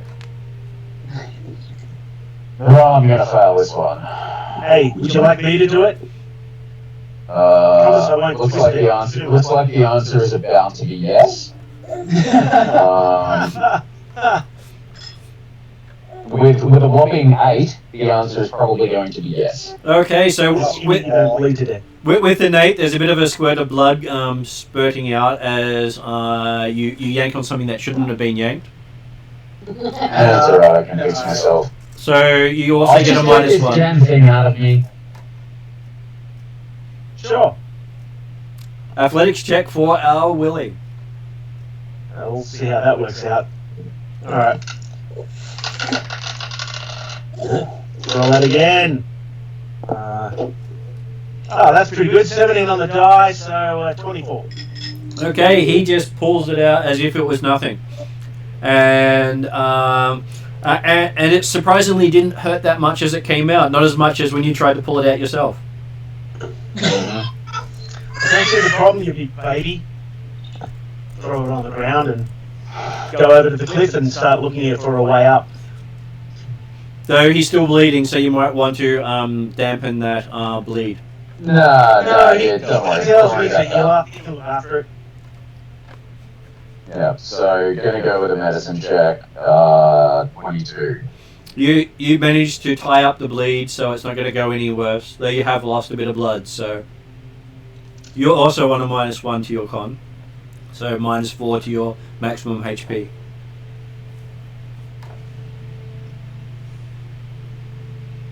Yeah.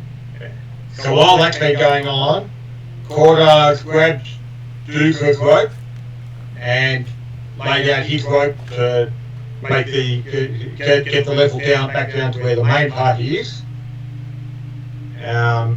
Telling Doomsday, keep a watch out up here to see if there's any more of those things. And Are we still partly blinded, or am I good now? You're good now, though you are covered in your own blood. Harry will also yell to the guys at the top. Loot is all the way down the bottom. yeah, that's right. I'm getting there. So when Corda gets down, okay, so there's a rope there that others can start climbing up. Yep. And then again, you'll set the rope and take it down. Unfortunately, it's not going to go all the way, so it might be a bit more challenging for the first step for Luna and Corda going back up again. Yeah. Okay, I'm happy for you to. The thing is, I forgot, but since I have moderate curse, I weight only half as much, and I have the effects of quick jump and long jump. Mm-hmm. So I'm like moonwalking right now. Yeah, I don't think you can move more up the It's cliff easy for though. me. I Yeah, don't think it's you can easy move for more me up to the like. cliff. I can if I got a rope like that. But the rope only goes down 100. There's a 50-foot gap between where you are and where the rope reaches to. You've got to get up 50 feet first. 50 feet. Mm-hmm. So Corda can help. Okay. Yeah, how much is a long jump reach? Long jump only reaches about 10 feet up because it's long, not high. That's right. And like you probably. I have high jump too.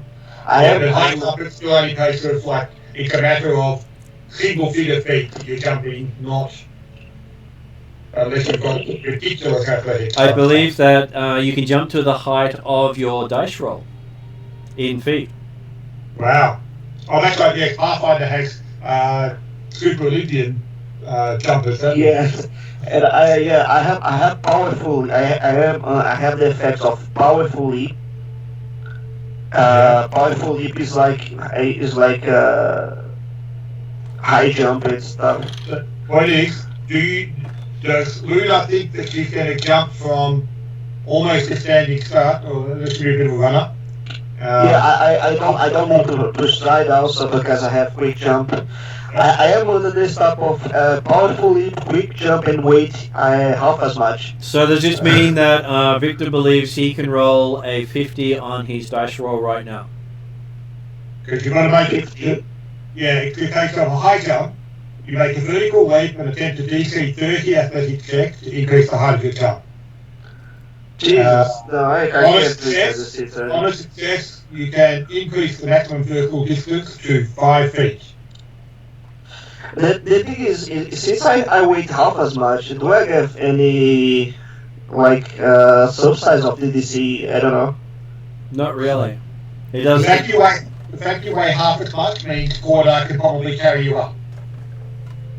Okay, Or you that could be can. better, I guess. Okay, so Corda comes all the way down to Luna and helps Luna up because Luna doesn't weigh much. Yeah. Thank you, man. Thank you, mister. You're strong. And hopefully the rest of the party managed to climb up to Doomsday in the meantime. They have. Luna kind of blushes. So by the time you get up to where Doomsday is, the others have also made it up as well. Okay. So obviously Corda's collected the rope when he gets to the midway point, and then we'll obviously give it back to Doomsday when he gets to the top if he collects his 150 feet of rope. As you recognise, probably the corpses of about 6 gnolls who have been pinned to the ground with quills. Obviously, this is something that we have to be looking at while we're still coming up. But, so. And it's on a 20-foot wide ledge. Right. So are the others doing anything with the Gnoll corpses before Corda and Luna arrive? I believe the flaming puppy is gnawing on a leg. Yes. Oh, can I like We're not there yet, Victor. You're the last to get there, so that's what I'm asking. Do the others do anything or do anything while we're getting ready to get up? Well, considering they're all on mute, it makes it a bit hard for them to tell us. I was gonna say, Dooza's gonna look over his wounds. You want Parry to look over your wound as well? Have you come up to our level? Yeah. Oh, okay. Well, I'll go over to Parry and be like, well, I did a botch job. I'll do a medicine check to see what's happened to Dooza. Okay. 17 on the dice, 26. 26, you believe Dooza suffered from a lot of blood loss as well as had the wound, I'm assuming, through the chest, sealed over by magic. So it makes a nice horrific scar. You drink a health potion?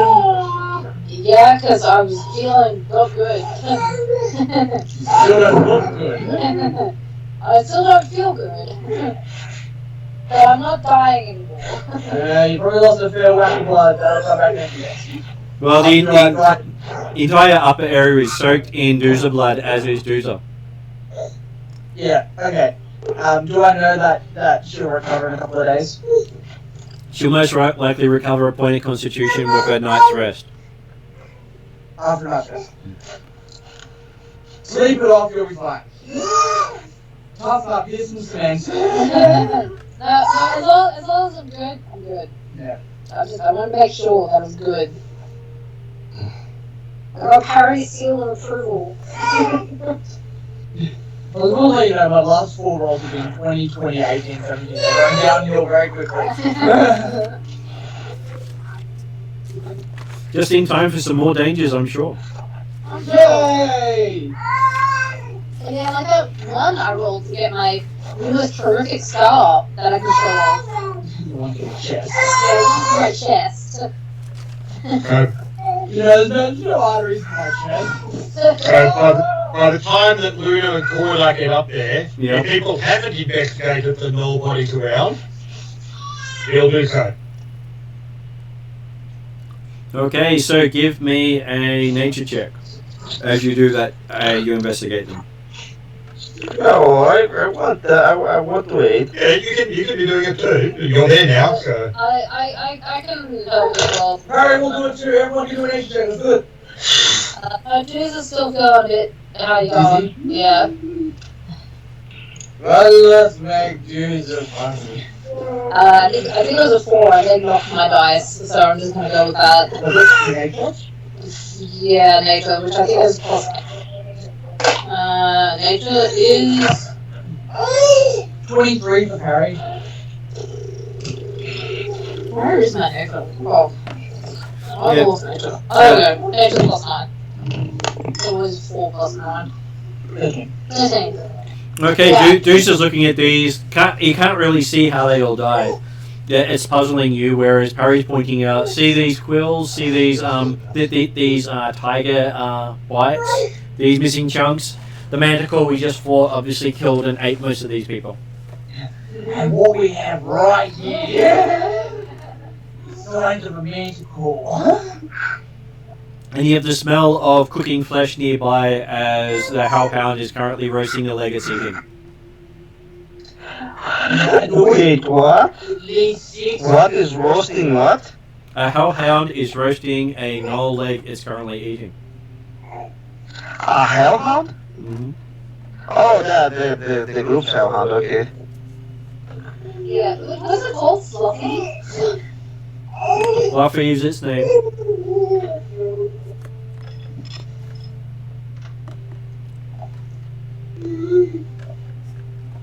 So Fluffy is quite happy. You don't find anything here that seems to be worth picking up.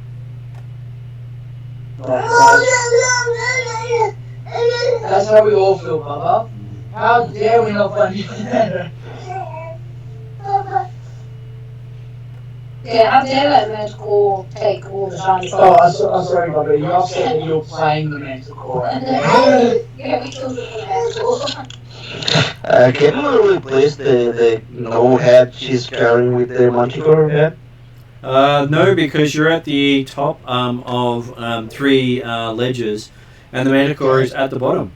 And the Manticore Manticore, went down God further damn than you it. Yeah, and the head can't you're pick it up. carrying is as big as your head, whereas the Manticore's head is as big as a cart. Jeez. It's a large creature. Okay.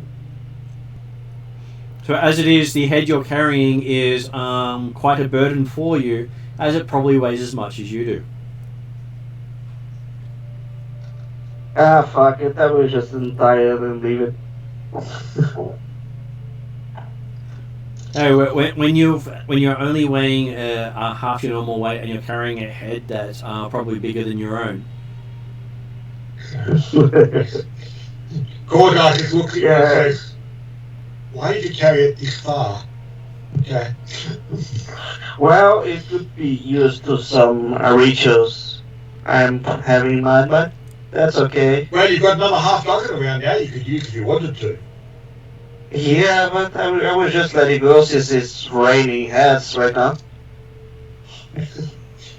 Okay, so once everyone's at the top there, we've explored the Manticore remains, And you find- the knoll remains, There is the path up here. and we shall aim to keep moving. Okay, so you follow a narrow path that hugs the mountainside. Small puddle of water pulls along the path's outer edge, fed by the water dripping from the river nearby. A prominent overhang protrudes above, sheltering the path from the sun and the elements. And the end of the path is set into the mountainside, in a rocky wall scored with multiple tool marks. So this would be the Entrance you've been looking for. okay, what was it? The Blackstone or something? Blackstar? Yeah, Blackstone is the scar across the mountain. Yeah. Well, if there, we will keep moving forward, assuming there's nothing around, and we'll have Give me a look at the perception door. roll for Corda as he's leading the fray. Right, so technically I'm the last of the party for going up a narrow pathway, so... In which case, so Duza is Duza- making the perception roll. Who? Duza. Duza's leading. They're on mute at the moment. Sorry, you want to use to make a perception roll. Deceptify user.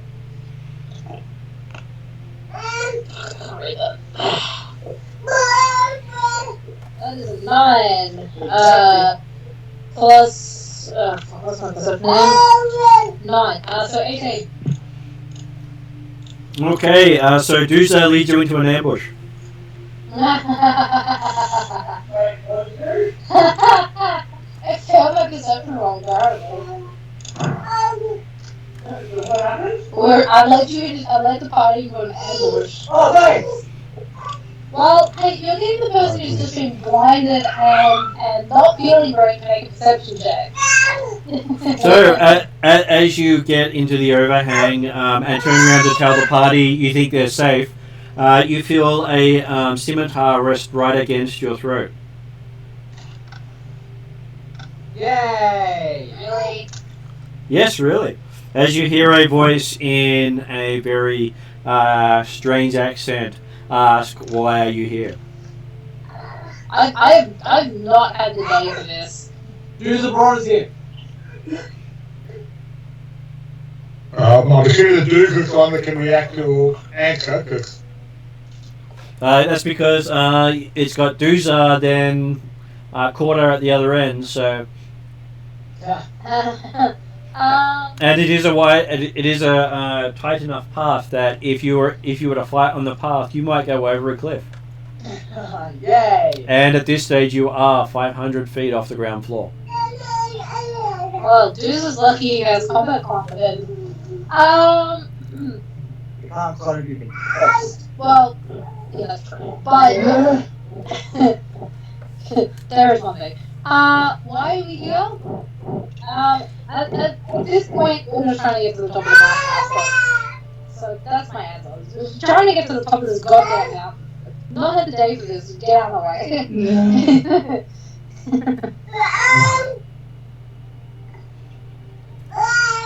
It says, why do you want to get to the top of this mountain? What are we doing again? We're trying to find a cave, aren't we? Does anyone know the mission? We're looking for the tomb of We're looking for the tomb of Taliset, but we were told we were following this pathway to map up, which was the entrance was a black stone that was on a scar of the mountain. You've now found the black stone, so you're looking to go through. So anybody, how much you want to tell someone about what we're actually doing on top of the mountain? Well, for Jesus, as much as Jesus' understanding is, we're trying to find a cave. That's Okay. Absolutely. Well, Dinah, you have found a cave. Unless you've got something better to provide for food, you're it. The voice says to you with the blade against your throat. I'm having a hard time hearing you because of the screen. Okay, so a voice says that unless you can provide it with better sustenance, you've just become dinner. Well, we carry provisions with us, so I'm sure we can be accommodating. You feel the blade sharp against your neck at this point. It says, what have you got? What are you bargaining for your life? What am I bargaining for my life?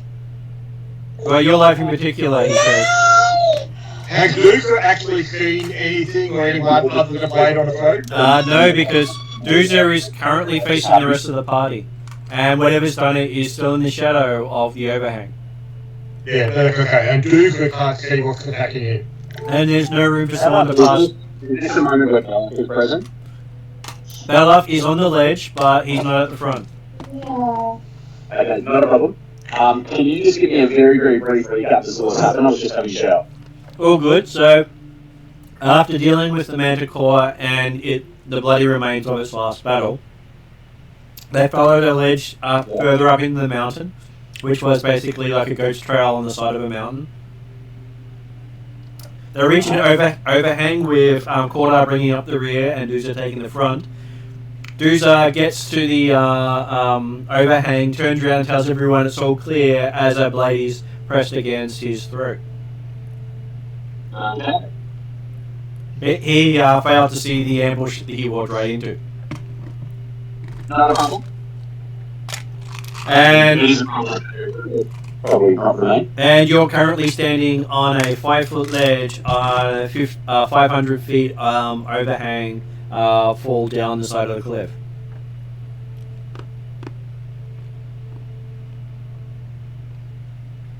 So it is quite the drop from where you are.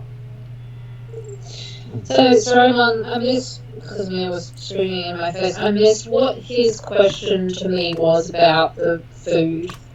What food are you willing to offer to save your own life? What food have we got on us? Manticore. Does Willie yell out Manticore? Yeah, there's Manticore. How about some Knoll? That's usually pretty tasty. Okay, so you see a Knoll head appear out in the light. You killed the Manticore? Sure, it's easy. In fact, the one you got the knife to is the one who killed the Manticore. Doozer then shows the scar in the middle of his chest. See, look, fresh scar, fresh Manticore scar. He lowers his sword and says, "You can go if you've killed the Manticore." He shows his fresh scar as well. Nice. I high-five him for his freshly made scar. And you see he has 3 other Knoll warriors with him. Just don't mind them; they don't speak very well. They're a little daft in the head. Uh-huh. My name is Zakfar, and I thank you for ridding us of the pest. Well, it kind of attacked us, so we kind of killed it. He doesn't mind, you still ridded him of a pest. And how may he repay you for such a service? I asked him how much he knows about this mountain. I was born here, I know a lot. Are we able to join you in your cave so we can converse properly instead of standing on this ledge? Sure, though the others are a little jittery and prone to violence. But hey, considering he says looking down the line of the people there, the people you brought with you, I'm sure the same can be said.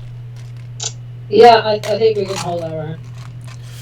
So he invites you in. You hear him bark a couple of words in a odd language to the others. I'm going to presume that he's speaking Knoll to the other Knolls. They back up, but they have weapons ready. Yep, Not that's fair. drawn, but ready. Yep, that's fair. And he gestures to sit down and rest while he waits for the rest of you to come in. I'll be back in a minute, Martin. All good. So, all of you get into the overhang away from the sun. What would you like to do? So we're effectively in a space that we're no longer about to fall off a cliff. You are in a safe space. Though you don't feel like the cliff is going to take you out anytime soon. Okay. Unless, of course, someone does a running jump over the cliff. Well, in that case, that's their problem. Well, absolutely not. Cordar's looking warily at the Knolls, considering the fact that our last interaction with them was doing the last they attacked us. But if they're not actually attacking, and seems it's fun, he'll move forward and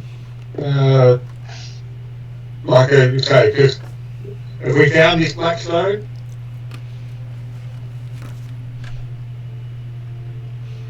Looking He's just going to...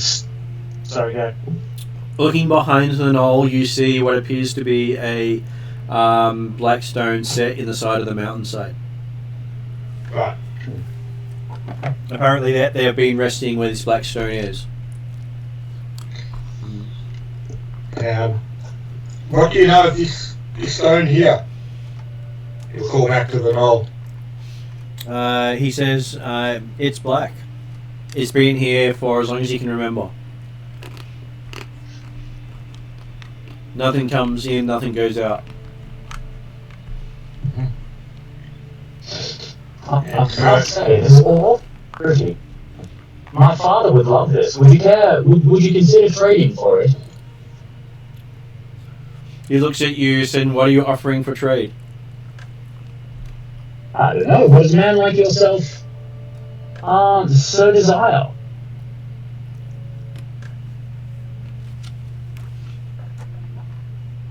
He pulls out his sword and says, he would desire this to be more magical. Can you do that?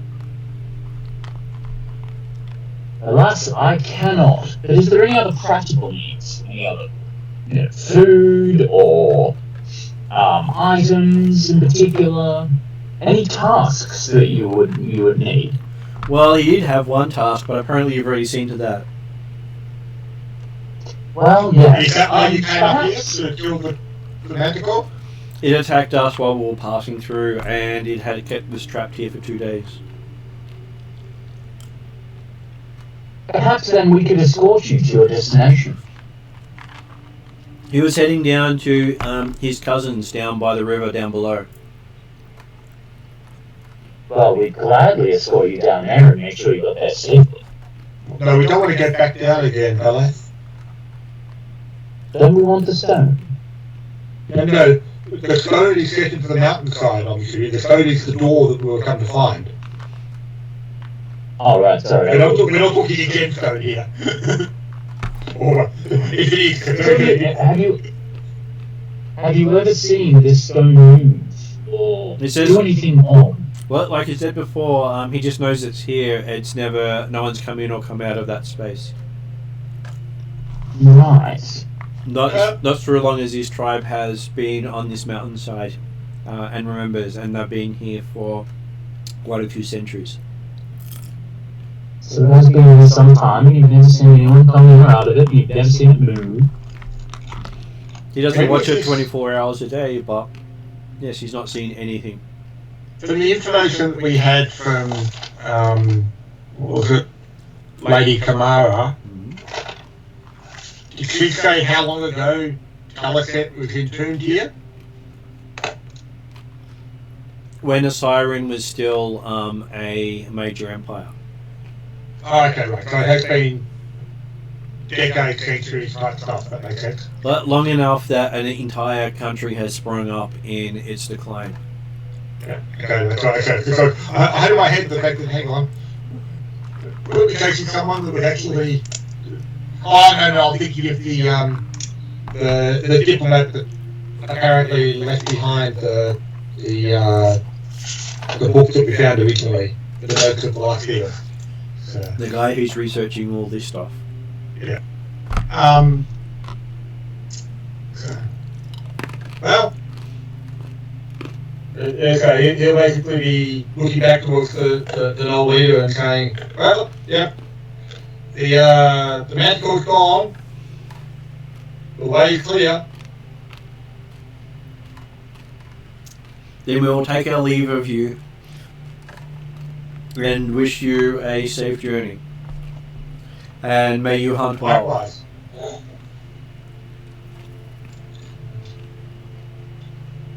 And after they've left, Gordon will have a quick word to Belaf and say, yeah, I don't want to actually take him back down again to his dead people who were killed. Yes, no, I just had a brief warp perception. The people that we unceremoniously murdered earlier today. But then, okay, turning back to the stone doorway type stuff. Yeah. We'll have a look to see if we can open it. So, it appears to be a door of solid black stone has been set in the mountainside. Though it has recent damage, as if inflicted by poorly crafted tools, has made it quite visible. As in, there are chip marks around everything but the door itself. So the gnolls were trying to get in? Yes, because, well, they couldn't get away from the Manticore. Yeah, right.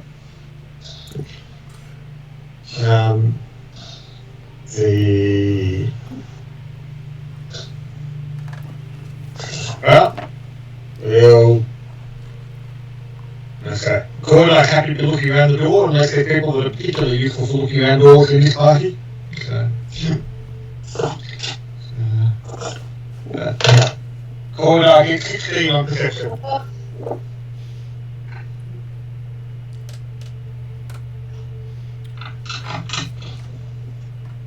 Corda doesn't notice a way to open it easily. Yeah.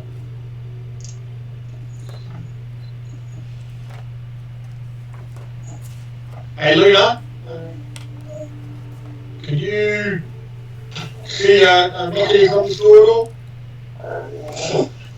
Can you use thievery to have a look? You'd use perception first of all to try and find something, and then thievery to actually activate whatever you usually find. Yeah, no point me rolling against that. My perception sucks. Yeah, I will try perception. I will try perception. Can anyone roll for me? D20 of 17. 17. Then I will add 9. And I will get 26. Okay, so with your view of 26, Yeah. Luna finds a latch for the door hidden in the rock. Sorry, what was that one? Luna finds a latch. Temple. Luna finds a latch hidden in the rock next to the door, not on the door itself. Yeah, look at Luna can't help herself. She will tell, I find this, but she will also try to like pull the lever and try to mess with the thing before she So as she's saying, oh, look what I found, she's pulling the lever. yeah, she's pulling the lever, yeah. Okay, so She can't help herself. Here it is.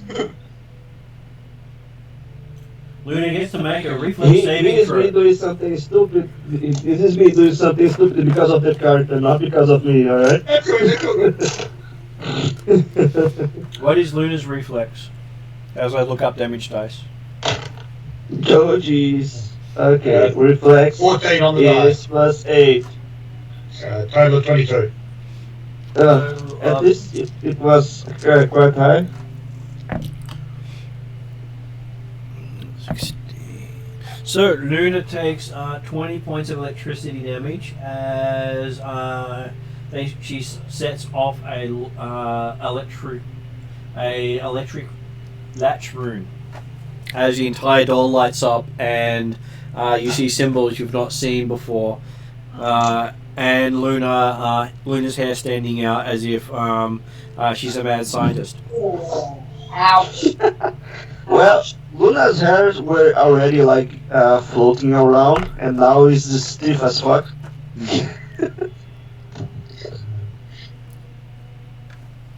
Ow. There's a bit of smoke coming out of the side of Luna as well. How much damage I always do that. This is exactly why I have that thing over my hand. Good grade. Oh, no. It's not that she's stupid, but she can't help herself. Okay. Cordo was in the mix and saying, no! knowing Luna saying, oh, look what I found it! You mean you weren't going to say not again? But yeah, so Balaf was potentially taking care of Yeah, it. Balaf is going to. Correct, yes. Take care as in double tap or take care as in Balaf grabs Luna by. Definitely a double tap. No, that's only Victor's best. Balaf will grab Luna by the scruff of the neck, drag her back, and say, "Sit down, you idiot." She started to cry or something. Does the electricity continue and or does the door open? The door has not opened because it was touching the latch, not actually activating it. Right. You do think that the trap has not been counted yet. Yeah, that's fine. So Cordo's turning to Luna as Bella pulls away and confirms, yep, okay, she's actually not dead, but can be recovered. They'll give her again the lecture of, do not pull, push, activate things without looking at them carefully first. Remember? Yeah, because obviously, I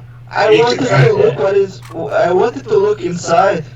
yes, we know. So Balaf got a critical success, Mm-hmm. and heals Luna for a total of 24. Is that Oh, yeah. like medicine? Yes. So, yeah, we're certainly happy to wait for 10 minutes while we're doing stuff, so that's alright. Yeah, that will take a while. Yeah, that's fine. We're in no rush right now, so. Well, it's not 10 minutes rush. Just so I can ask, while he is trying to heal me over, can I also like meditate and try to recover my focus points? Probably not. No, because you're in the middle of an Yeah, activity. and I'm Okay. poking and prodding your wounds. And what was Peter saying? While they're doing that, Martin, my character's going to walk over to the lever, Mhm. and I will attempt to use my thievery to work out what the hell's going on. What So level while I of- wouldn't be able to find the lever, once it's found, hopefully I can determine what the hell's going on. What level of thievery do you have? 10. You trained expert master. Oh, trained. Okay. Give me a check. Oh, you can get. Well, I cycled with it. I didn't. Yeah. 8. So 18. Looking at it, you go, this is a bit beyond you. You've not learned how to remove magic from traps as yet. Okay. I just look at it and go, yes, yes, yes. You've heard it's possible, just that not something you've done yet. No. So, and I move away. This is something for the wizards. Looking at Perry in particular. I'm not touching the door again. Can you dispel the magic on At the some door? point, Harry will be helpful or useful. But, you know. Barry is not useful at all, right? Cord? The door is trapped with a magical trap. If the task is to procreate with someone, then I'm sure Perry will be the best. Does Harry believe? Can I try to? You're currently getting healed at the moment, so give the others a chance to Oh proceed. yeah. I believe it is a spell. With the lightning, yes. There's a good chance it's magical. The good chance it's magical. You're not seeing a factory anywhere. Okay. I was gonna get a book. And hit it with a book. Counter spell, Martin. Yep. So give me a counter spell check. I'm guessing that's just kind of a spell attack roll. 8d20 plus whatever you on magic. Bullshit is. You need to make sure for Martin because I thought it was You can try that. I'm just looking it up at the moment. It is. I have the page number on my character sheet. It is 210. 210. It probably will be a contract check. I'm not certain it's actually effective against something like this. It's one of the shots.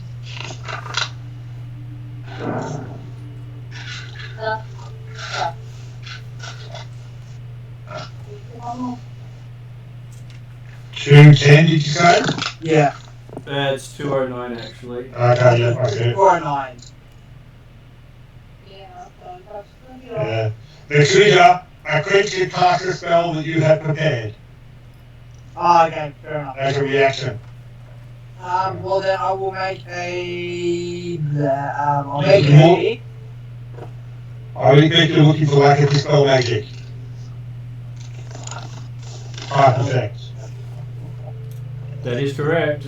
Which is a level 3 spell. Level 2 spell. I think. Hard to remember. It's certainly level 3 previously. But Yeah, I think it's level it's 3. level 2 here, yeah.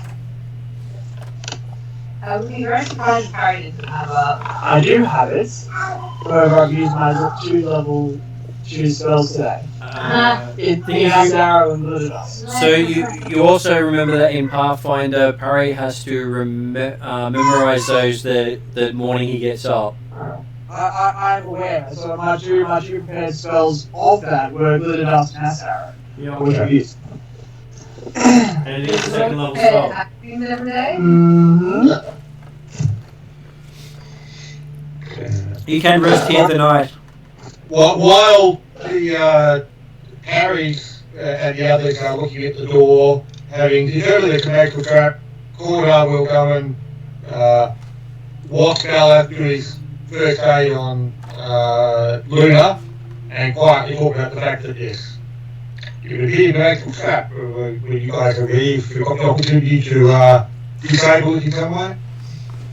After the 10 minutes of wrapping things up and healing up Luna, then Balath and Luna can pipe in with how they think they can defeat a magical trap. I'm not going to have to Well, we can burn it. I was about to like try to use recall knowledge check to see to feel if I remember something about this magical trap. It's really shocking. Yeah, like What's the trigger? Apparently touching it. Or whatever. Can I try a recall knowledge arcana? Sure. Give me an Arcana check. Can someone roll for me? Sorry, natural one. Okay, make something up. Wait, no, I can use my what? It's a secret. It's a secret check. You cannot use it on anything that is a secret check. So make something up. It is a critical fail. Well, apparently to disable the trap, you need to remove the stone door by yourself, like something like that. Okay, so apparently the only way to disable the check is to remove the door. Okay. Entirely. That sounds dumb because you just said that the trigger is on the mechanism, so Yeah, you need to put the whole door away. to Luna facts. So yeah. So what is this latch or lever or whatever type stuff? Does it look like it'd be activated if someone's poking it with a nice long wooden pole or something? You're not sure. I'm looking at it saying, okay, what are we going to do with it? Harry's going to do an Arcana check on it. Okay. He's going to contradict Luna, and it's going to be fun. Yes. Rolling a 17 on the dice, getting 29. Okay, from Perry's perspective, if you were to touch it physically or with a tool, the person affected will be affected by a arc of electricity from the latch to them. Yep. And it doesn't matter what type of tool is used. Even a wooden tool? Even a wooden tool, because it's the act of trying to activate the latch that triggers it, not the item or person touching it. So, does Harry know how to activate it then, or is this just the Arcana around it? This is the Arcana around it. You gather that the actual trigger is a creature grasping the door latch directly or with a tool. Alright.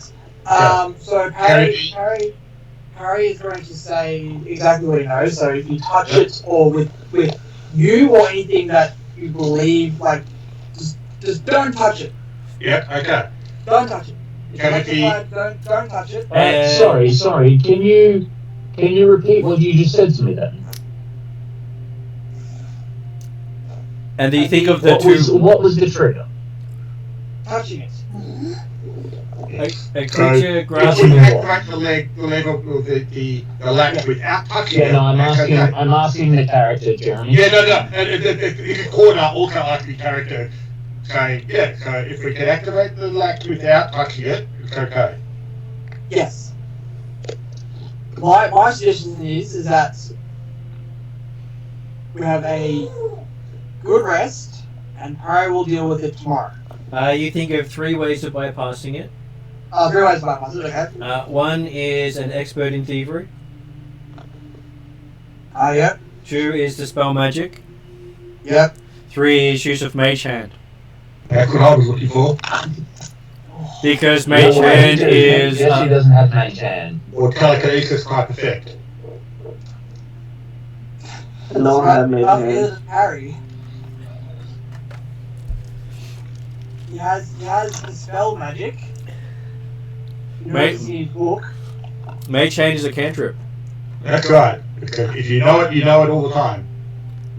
You can swap out cantrips. So it's the trigger is the trigger. Okay. So do me a favor. Tell me what was the trigger as far as touching, or the actual prerequisite for touching. The physical act of touching it, whether it's your hand or you using a tool, will activate the spell. A tool as well. Okay. Yeah, a tool. So we have to. Yes. Yes. So if Balaf was to use Luna to open the door, then Balaf might get struck. Yes. Yeah.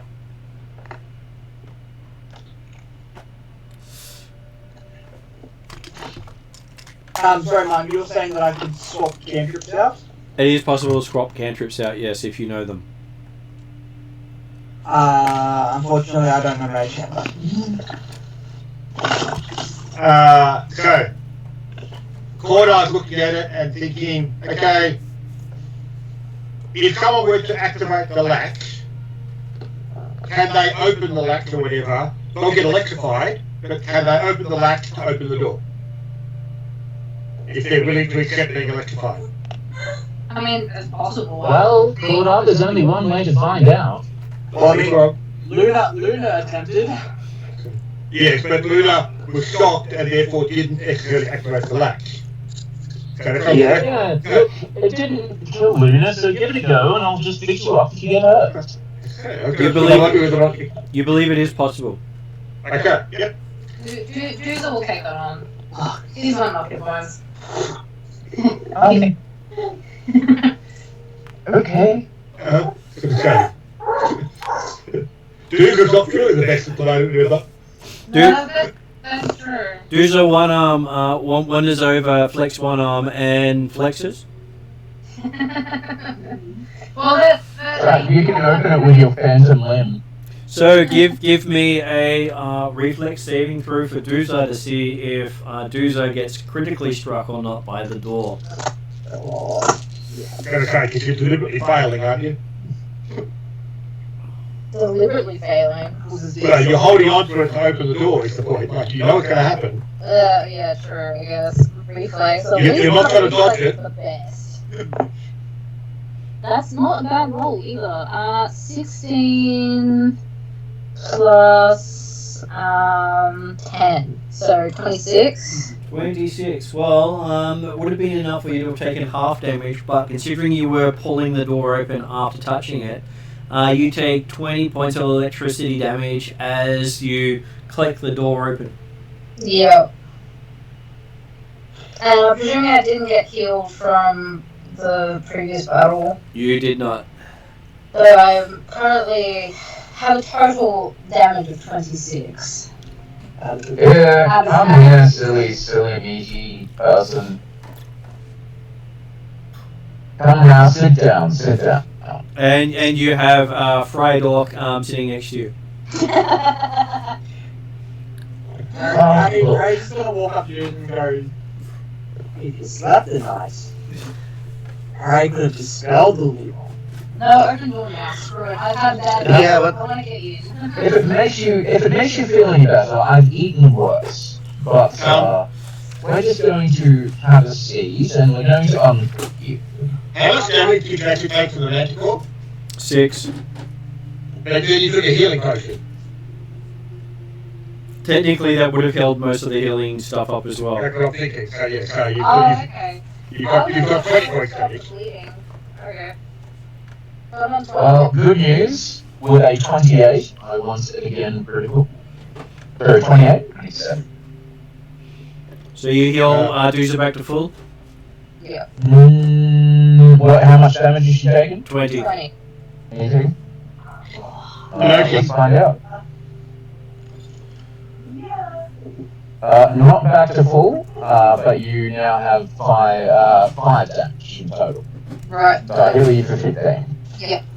Noting that Balath was setting up for sitting down for 10 minutes to do the bandaging, Yep. Corda certainly looking through the doorway to ensure nothing's about to run out of it. And it'll also put a piston into the ground to actually stop the door closing on us. Okay. Doesn't take you too hard to bash that in, though it does echo a bit even after you muffle it a little. Mm-hmm. And you see what appears to be a long corridor heading off into darkness. Okay. While we are taking another 10 minutes rest, I will try to refocus myself. This is a good point to refocus. So Luna spends the time to refocus while Balath is again playing medicinal aid to another party member. Definitely not my first rodeo. At least you're not admonishing them and demanding that if they do it again, you will plaster them up so they can't move. So it's an improvement. Oh no! Well, if that was, I wouldn't even threaten that. I would just do it. The last healer had threatened to stick them in a full body cast if they broke a limb again.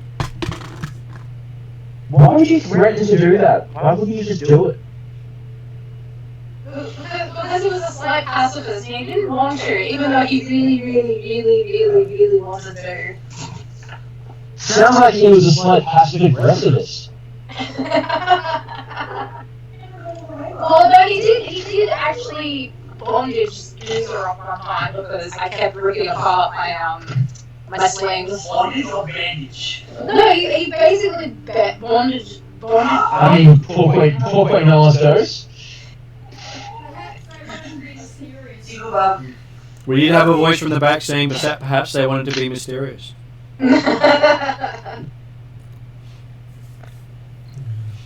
So yes, looking in there, you do have the smell of things long undisturbed. Okay, well, it's probably a good thing then that we've got 10 minutes to let the door out and let any poisonous gas come out. So, not really know about that, but okay. You do see the air between you and the open space shimmer occasionally as the doors open. Okay. Is there any light source or anything like that down the corridor? It's just a hole into blackness. Right. Luckily for you, you have a permanent ability to create light. I was going to say, he's pulling out his wayfinder, getting ready to go. Because I'm sure taking a lit torch into what could potentially be flammable gas would be a fantastic idea. Absolutely. Belaf looks at his staff. The flame goes out? Or does he make the flame go out? I don't know if he can he? He can put the flame out, the flame isn't always on. Oh yeah, that shit's out. He can cast light on it though.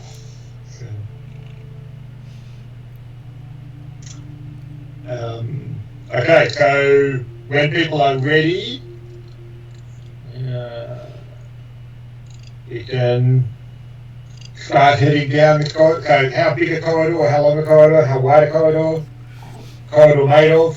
Okay, the corridor is cut into the stone itself and appears to be 5 feet wide. Right. And looking down after about 20 feet, it then curves off to the left. Well, sharply bends to the left. Okay. So, about 45-degree angle from the entryway. Okay. Imagine what kind of ancient scrolls and books lies in here. That's what you're here for, Luna. Yeah, I want to go first. No. And Cordo's also pointing to Dooku and saying, "You happy for me to take the lead for a while now that we're not trying to scramble across the mountainside?" Yeah, I'm good. So Cordo's got his shield up, sword out, and we'll... Where does Corda light up? Does he light up his wayfinder or his shield facing away from him? I have a question. Anybody can see Martin's table because I can't.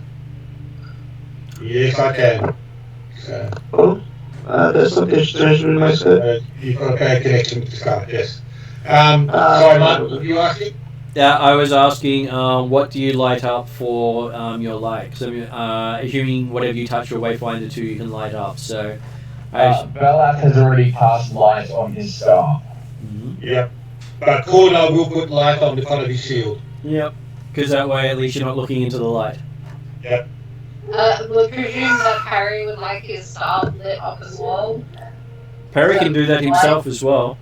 Why are you lighting myself on fire? No, not on fire. We're using the wayfinders to cast light on things. Yes. then yes. Although if you want your staff to be caught on fire, Bella's happy to do that for you.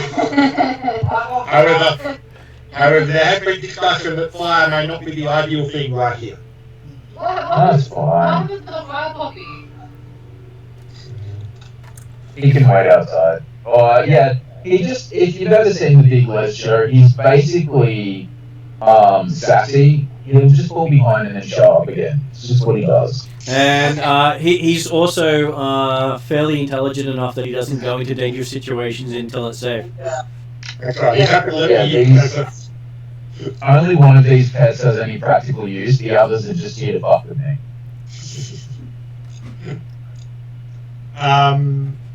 And so yeah, so he'll go forward. When you get to that 45-degree bend, you'll take a look down and see if what happens, and then keep moving forward if it's the corridor continuing.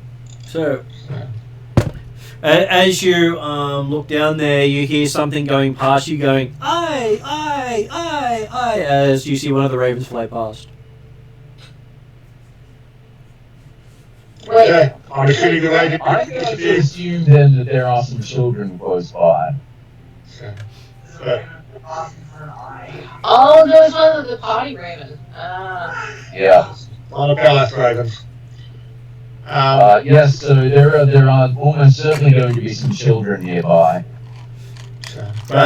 Normally, you'd think that they would call, but for the last year or so, they've only been saying "I" instead. Well, good news, I can actually, one of them can speak, I assume they both can speak the devil language, Infernal? They can, that you can. Most others can't tell them apart because they look identical. That's okay. Yeah. I'm assuming. I assume they both can actually, but yeah. I'm assuming that if it flies past me, it quickly flies off into darkness as far as I'm concerned. It does. It does. Okay. And so getting around that 45-degree bend. Getting around the 45-degree bend, you see it heads off out of your light radius. Okay, and we're still just talking effectively a tunnel directly carved through the stone. Smooth tunnel, doesn't seem to have any glyphs on here at all. This is not a showpiece of a tomb. I've just made the GM his favourite snack. You're going welcome. off to go search for eyes in a tomb? Do I get it, Sweetler? Of course. Especially a tomb that's thousands of years old. So. Yes. But we're still talking single person, single file. Single file Keep going down the corridor. File to fight, but you can go two abreast in 5 feet if you're not fighting. Okay, so as Luna tries to push forward, Cordo says single file. Okay, so from the bend in the corridor, about 40 feet down, you find an opening to the left, and a little about another 10 feet beyond that, an opening to the right, and it continues on past that.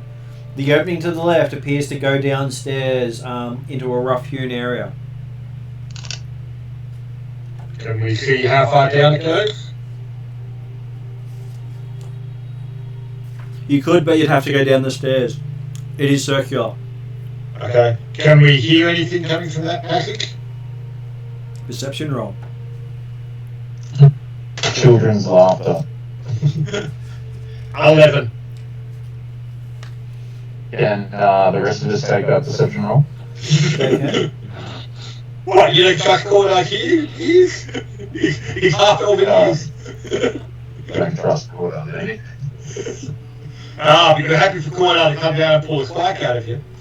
Yeah, because you're less dumb than these people he doesn't know. Better the devil you know. Indeed, yeah. Can the rest of the party make that perception check, Martin? They can. Cool, 21.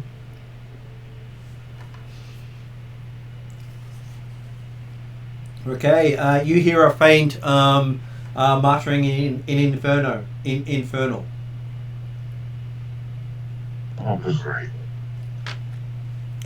Something up there is speaking the language of devils. And it might be the crow. And it's a familiar voice. You think it's whispering to you from a distance. Oh, it is the crow. A literally familiar voice. And it's saying, one elemental, two elementals, no more elementals here. What? There might actually be elementals down there. I don't know. It's saying weird things. Well, Calisex was supposed to be a scholar of the elemental planes. Yes? Well, look. It could be a thing. Just be aware. Does it appear to go anywhere, or is it just true elemental down there? I mean, like, is it worth travelling down that way? I don't know. All I know is that there could be some elementals down there. Uh-huh.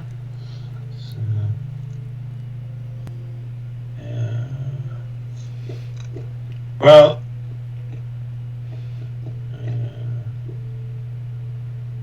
okay. I'm happy we can go down there, or we can keep going. We've got two other pathways we could follow at this stage. Yeah, but I mean, if there's some elementals down there, we can go and kill them. I'm sure that'd be fun. Yeah. And look, I mean, I imagine if there's some sort of treasure to be had, perhaps the elementals are there to guard it. May I recall knowledge? May I recall knowledge about elementals preemptively? Sure. Which skill would you like to use? Elementals is Arcana, right? It is one of the skills, yes. Okay, then if it's associated, then I will try Arcana knowledge check then. Can anyone offer me? 18. 18 is 26, 28 total.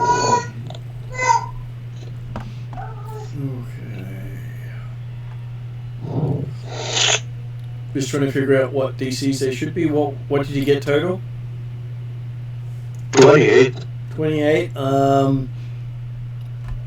Yeah, you do think that good chance there could be elementals here from what you were told by the Pathfinder Society. And no guarantee they'll talk to you though. But you could always give it a try. But do I know what kinds? What information do you have to go by to determine what kind of elemental it is? At this stage, you'll probably say Earth Elemental, because you can see stone. Okay. Do I know if elementals have any weakness or stuff? Probably the opposing element, right? Well, it would probably help to know which elemental you're talking about, because you're going by the fact that someone said there's an elemental there. That's the only information you have to recall knowledge from. You can recall knowledge of thousands of different types of elementals, but none of it is relevant if you've only got elemental as the tag. Yeah, so Victor, we haven't actually seen any elementals so far. All that we have is Bala saying that he's heard someone saying one elemental, two elemental, no more. He said his brother was talking. Can I start to pursue a lead about elementals if I see any tracks or something? Sure. If you can see anything that you think is an elemental, I'm more than happy for you to pursue it. Alright. Unfortunately, you've just seen a stairs leading down, and people have been listening at the top of the stairs. Yeah. Either way, Cordar will. Okay, look. Maybe we push forward. Loon is like dying to know if there's an elemental around here. Hey, we're waiting. Bellath, while standing behind Luna, is getting ready to grab her collar to make sure she doesn't walk in and go away from the party. Cordar, okay. Enjoy your shield in good position, and sword in hand, you'll start to go down the stairs. Bellath has his shield in position too. does hear a voice from his other raven saying, Well, Luna is dying to know about Earth Elementals. Does this mean she wants to die to tell about Elementals?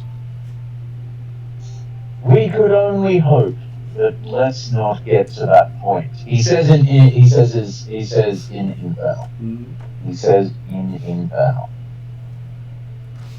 Okay, so it does almost sound like Belath is casting a spell while he's dragging Luna in front of him. Are you going down the stairs straight ahead, or taking the branch to the right? That's also at the same level. Let's go downstairs. Okay, yeah, we're going down the stairs to where the elementals were. Okay. So heading down the stairs, you start to feel a sense of cold that you haven't felt since coming to these lands. And then you start to hear the sounds of faint dripping. Can I recall knowledge about ice elementals? Sure. It's cold, might be elementals here. Well, How about you just wait until we see an elemental, bud? Yeah. You just, Yeah. Probably cold in the sense that we're no longer out in the desert sun.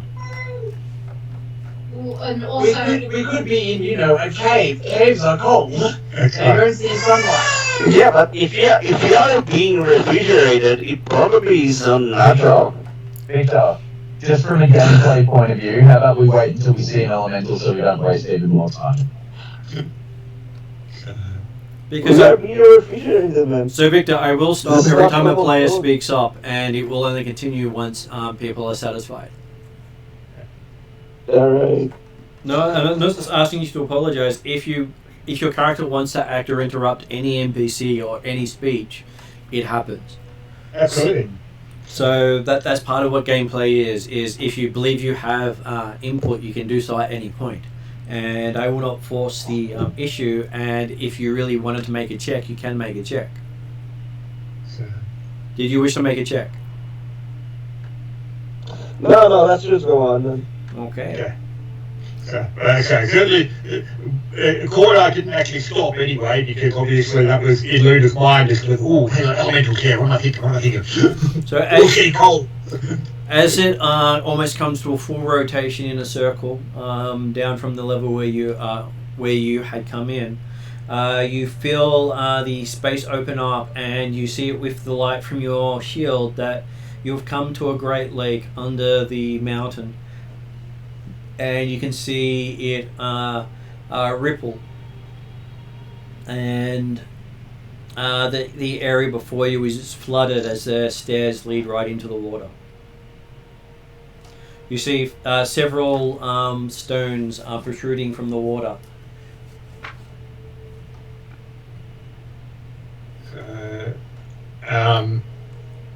Can we see any ways out of this chamber? Or the light will go beyond field of light? It goes beyond it. The chamber curves back around where the stairs come out, so you cannot see the whole chamber from your facing. Okay. Corda will go up to the water's edge at least, and try and look around as far as you can and see what's available to see. And again, watching out, particularly for the water itself, because hey, for the elemental, hey, maybe a water elemental. Aside from the earth elementals that we're underground for. But yeah, so basically going to be walking it up to the edge to see how far, see if there's anything beyond the water that's worth trying to get to. Okay. Can Bella see his raven? He can see his raven. It is perched on a stalagmite hanging from the roof. He looks up and says in Aegean, "Where's the element?" And you hear it say, "Coming for you now," as the water in front of you starts to ripple and start to rise up like a wave coming up towards Gorda. So I'm going to say initiative. Corda's going to be activating his sword. Luna said that they opposing element works. Natural 20 for So that kicks him on 27. Yeah. We just got to stop feeding you and getting ready for that. So we'll roll for initiative. If we don't respond, just make like all directions, I guess. I'm happy to do that. So, what did Corda get total? 27. And that was a natural 20? Yep. He was obviously ready for it this time. Balath got 24. Balath with 24. Who's rolling for Luna? Luna got a 14 on the die. So I think he's at 25. 14, 26, Dora. 26. Juice got 22. Everybody was ready for it. Harry wasn't, he got 14. You're back, thankfully. What about Willie? What did Willie get? 24. Willie's actually on the ball for once. What's happened?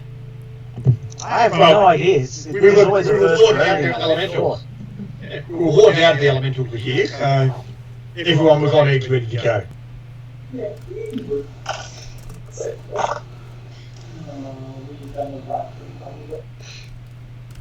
Okay, so just adding numbers myself, so I have numbers sorted out.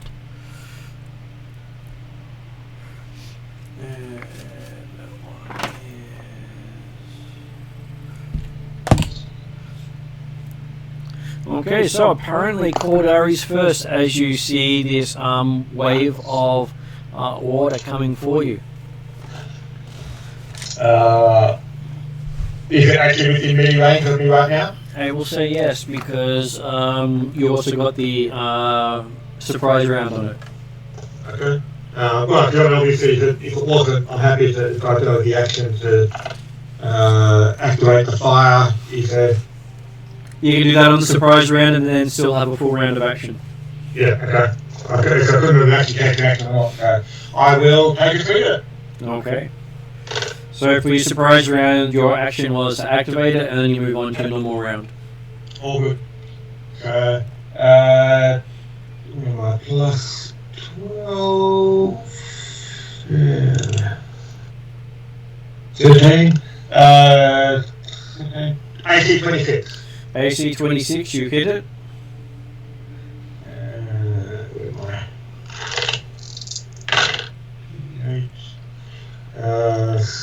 11 points of magical slashing damage and 1 point of fire.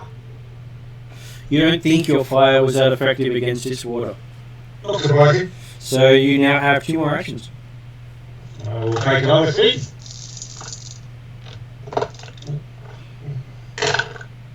Uh, 15, 8, 23.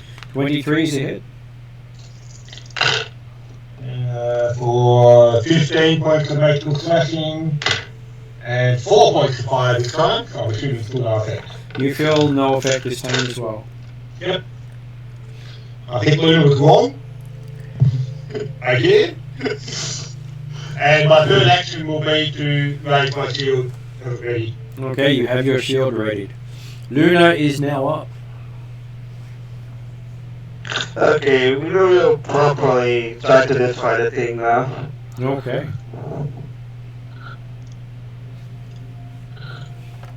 And recall knowledge check with Arcana, I guess. I can use that. I meant it's Arcana, right? You can use it again. Or is it later? Okay. I said you were saying Arcana last time. Okay. 40 plus 10, that's 24. Okay, you do identify it as what is called a living waterfall. It is intelligent, it speaks Arquan. It has resistance to fire. And it can put fires out within range of it, including magical fires. Ooh, so Kodar's in trouble. Well, no, it just means that the fire. I'm happy if it puts the fire out on the sword, because that uses an action probably. Okay, I will spread the word. And I will cast guidance on Kodar since he is next to me for his next attack. And my last action is to cast. Is to pull up my sling. Okay, so you pull out your sling, And but you that's my haven't whole turn. loaded it. Okay. Balath is now up. Your shield is wiggling a bit in front of you and has told you it's a living waterfall.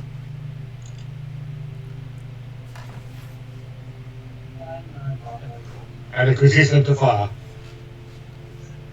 Which is probably the most important thing Balath would have listened to. Of course, you probably already worked that out because the burning sword didn't do much. Is David still there?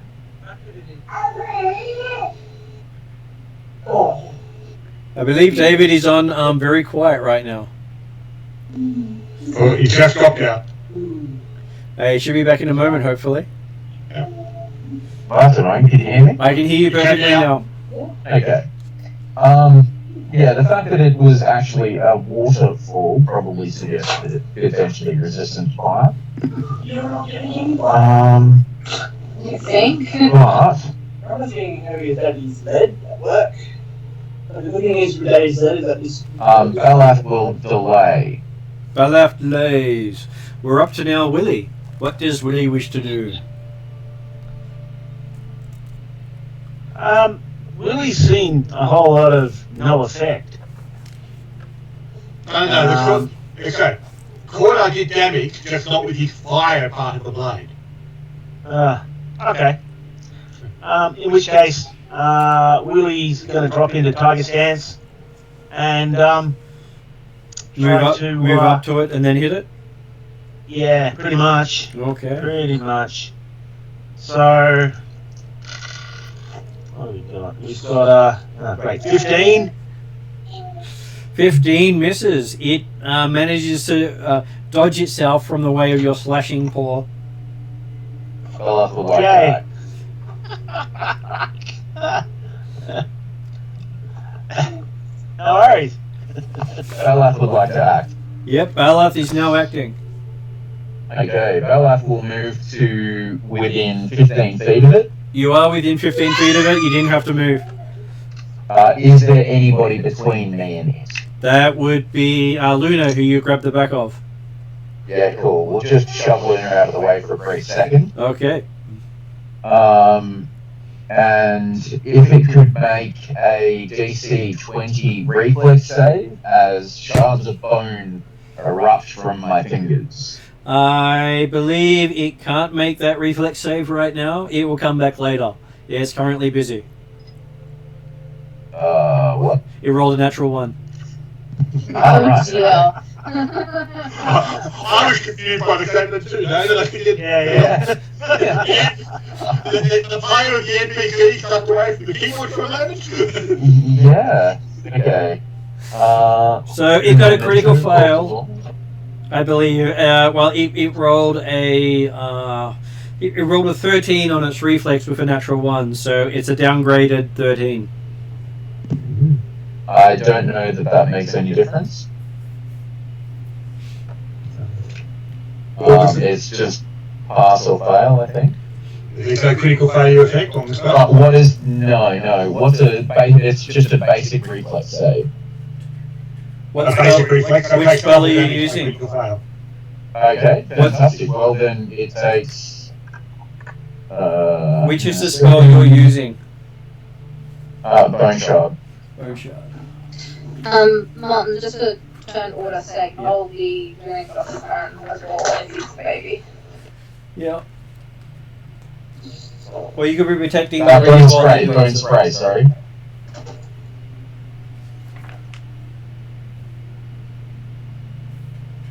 Okay, so that's probably from one of the other books, not the core book. My apologies, I was using the creator. But like certainly if it is just a basic reflex save, then it takes double That's correct, damage. yeah. So the saving throw is basic reflex. It's a necromancy with somatic and verbal components. So it will. But it's also It will take. Yeah, I was going to get to that. It'll take 34 piercing damage, and if it can, 1 persistent bleed damage. Okay, so 34 If it damage. Yeah. Is it also a card-carrying failure? It is not, because saving throws do not do cards. Attack rolls do, but saving throws do not. There's not critical failure saving throws, okay? Luckily. I think so. Well, yes, luckily, because hey, they'll have much more often to play than they will to carry. These things are important. 100%. Okay. So yes, that spell affects it.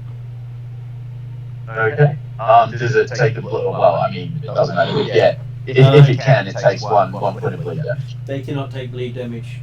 Yeah, no, I think much. But that was I say you spent one action moving Luna out of the way, and the next two casting your spell. Yeah. And I mean, by Luna out of the way, it was just reach over Luna's head. But you're not doing anything with your third action either way, so. No, yeah. Or nothing effective. that's what I was saying with the other action was to move Luna, Exactly. so Luna wasn't in the range of a spell. Yeah. Okay, so with that, you feel the ground beneath you buckle as jaws come out to bite you. Okay. Hitting armor class 23. Is that me? Yes, that is you. Rude. That'll definitely hit. Dealing 15 points of piercing damage. Shit, rude. Well, possibly with Earth Elemental.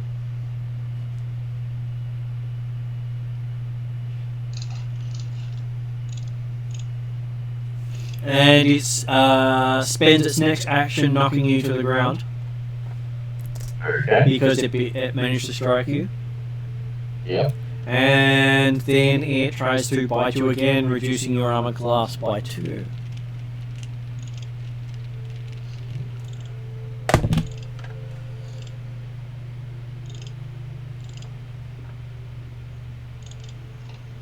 Definitely not the day for numbers. So that is a armor class of 18. It hits. It hits. And this time it deals 9 points of piercing damage as it's savaging your leg. Balak is bleeding from every orifice.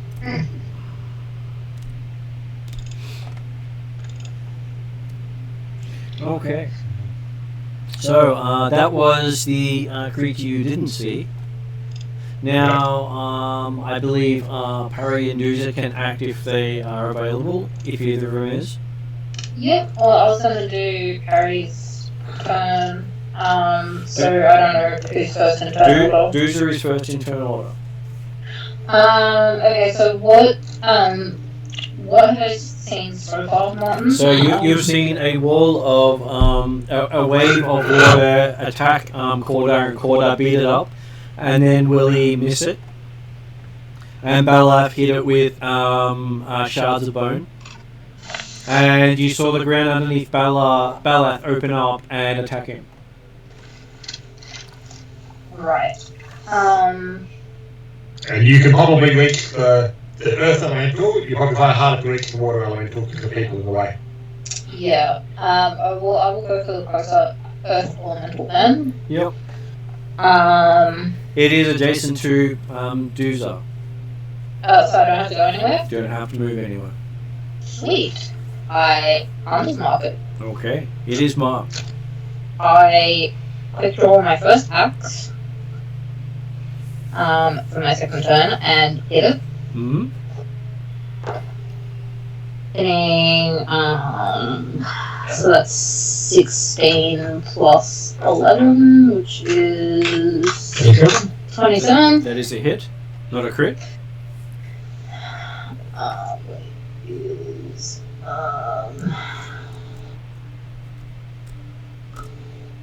sorry,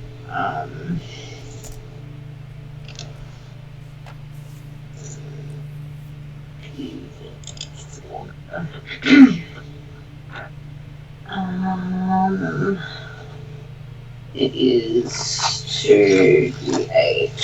And a d8.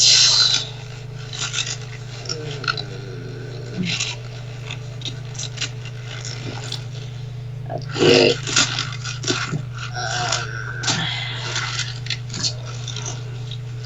D8's really the hardest for me to find. I don't know.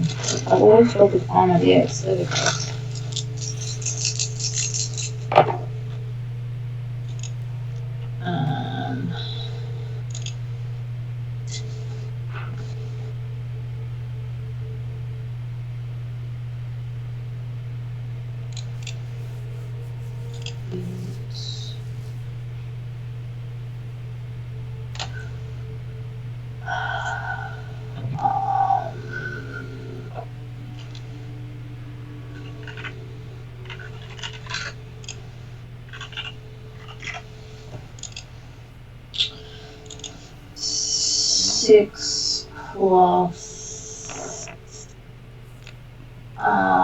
Six plus 4. I didn't roll very well on my d8. So that's 10. Total of 10.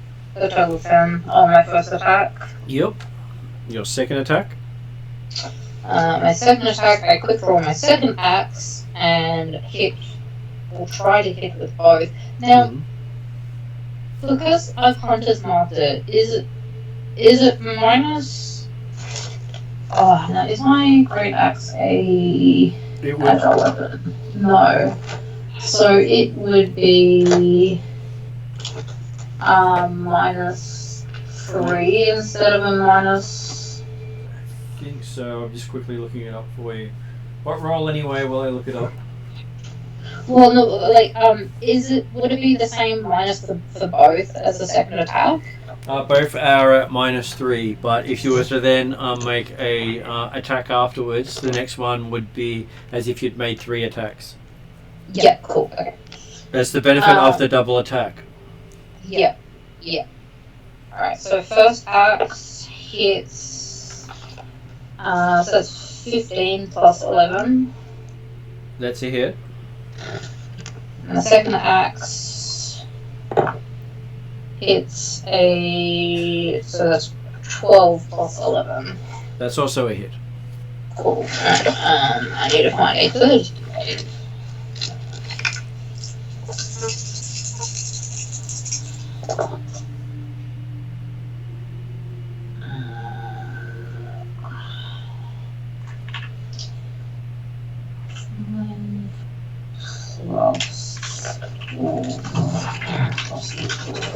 Which is a total of 18. 18. That's not too bad. 28 damage in one round. Considering I rolled very low on my d8s twice. I rolled a 1 in my previous roll and I rolled a 1 in this one as well. And then we're up to Parry, as you've had all your 3 actions. Yes. Harry was going to cast Ray of Frost. So I don't know where he is compared to everyone, so what would he be his best target? Most likely the creature you're dealing with. So the Earth Elemental. Yeah. Would Harry know whether ice would be effective against an Earth Elemental? Not without spending an action. Is Ray of Frost only 2 actions or is it 3? It is 2 actions. So he could do a Arcana check. You could I'm make guessing an Arcana that's. check.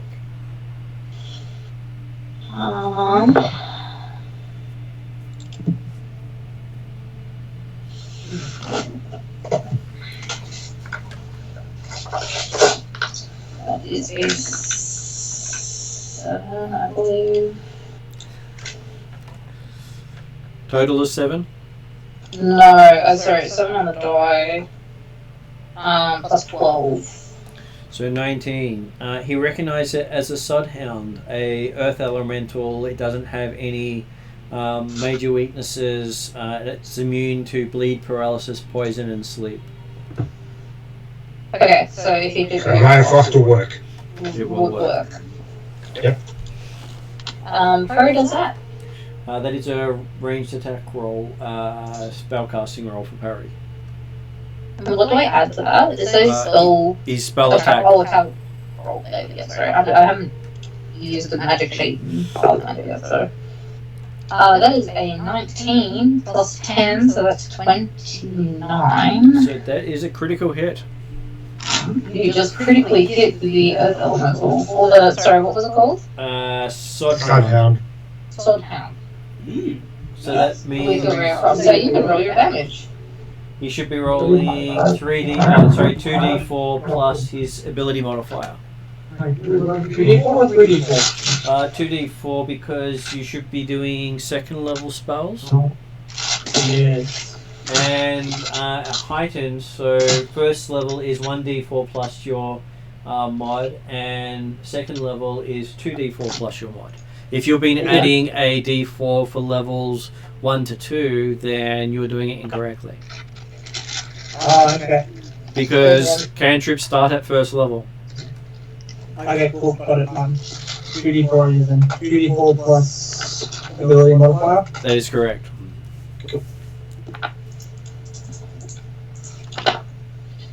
Oh, nice. Almost max roll. And it was a crit, was it? It was a crit?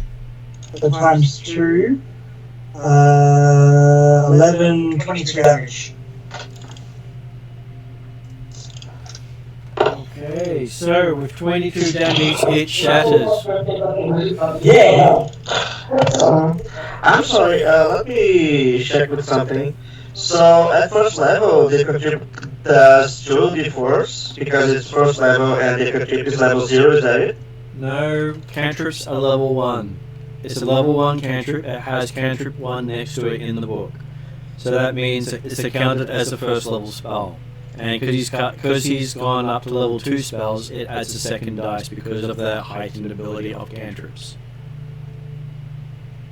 So unless it says cantrip 0, it is counted as the level next to the name. Some cantrips and some focus spells may be higher.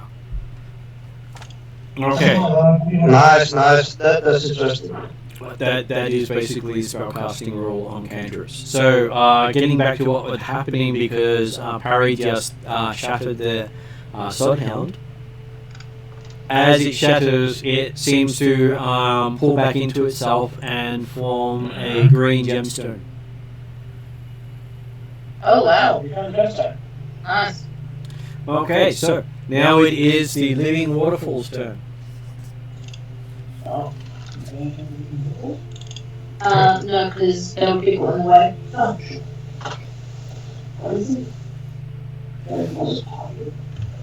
Okay, it attempts to batter the people in front of it, so it's going to firstly attack the one who threw bone shards at it, Balath. Can it reach? You can. It Got has, 15 feet reach. That sucks. well, it had come right up to the steps, so it only needed to get 10 feet reach to hit you. Yeah. Come on, it's got Corda slashing at it right in front of it. Okay, we'll go for Cordar instead. There we go. There you go. Cordar to the rescue. Hitting Cordar with a 30. 30 will hit. You Yeah. going to use the shield? Sorry. You're going to raise the shield to stop damage? No, he's 30 hits, but okay, he's not activating shield block. Okay, so it does 15 points of bludgeoning damage, Okay. and it pulls you into the water. Pulls me in, huh? Okay. So you are now 5 feet into the water. Okay. And Then it's and we're talking 5 feet deep, are we? Or how deep are we talking? about 2.5 feet at this stage, a couple Okay. of steps down. Yeah. Then it attacks Luna, who's also in front. Hits armor class 14.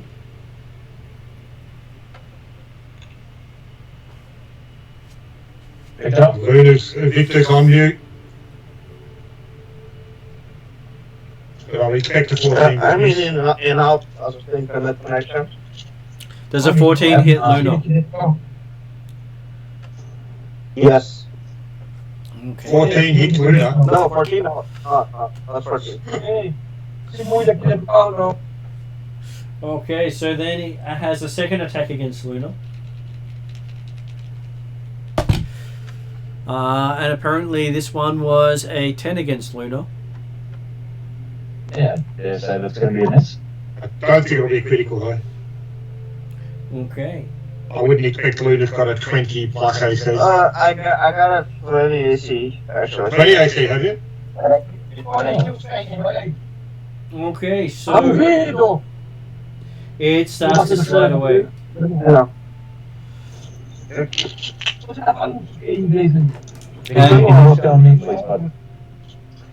As it tries to hit Luna, it apparently waves itself a bit out further into the area, getting it a bit away from everyone. Though still within reach of Quarter, who had pulled into the water. So next person up is Quarter. Okay, so am I actually grappled or? You were not grappled; it just pulled you. It pulled me? Okay. There was a movement effect. Yep. And so effectively I'm right next to it at the present time? You were right next to it at the present time. Okay. I will... I'll just have an attack first of all. I will have trouble to keep going for a while. Okay. We understand. I will be back in a moment, okay? AC 30. AC 30 is a critical hit. He can do 30 on me, I'll do 30 on him.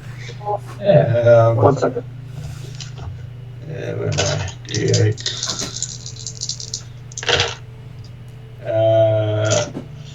8, 12, 24 points of magical slashing, and 8 points of fire.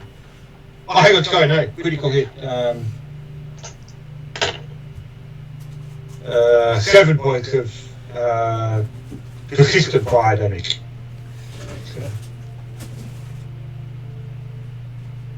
Okay, so you hit it and it explodes in a shower of water, leaving behind a blue gemstone. I will try and catch the blue gemstone before it falls too deep into water. No, I'd say it lands on your shield. All good. Because you did shatter it. Okay, yep. So yes, you have defeated 2 elementals. And according to the crow, there's no more, no more. No, I'm okay. Okay, Bella will sit his ass right down. Yep. How many gemstones will we after, or was it just the fact that You are after the How many elemental. gemstones? You are after the countdown clock gemstone. Take a look at these gemstones. I'm assuming there's no hieroglyphics that are apparently moving that we won't know are counting down because we don't read hieroglyphics, but we might be able to see the runes. There are no runes inside either of these. Yeah.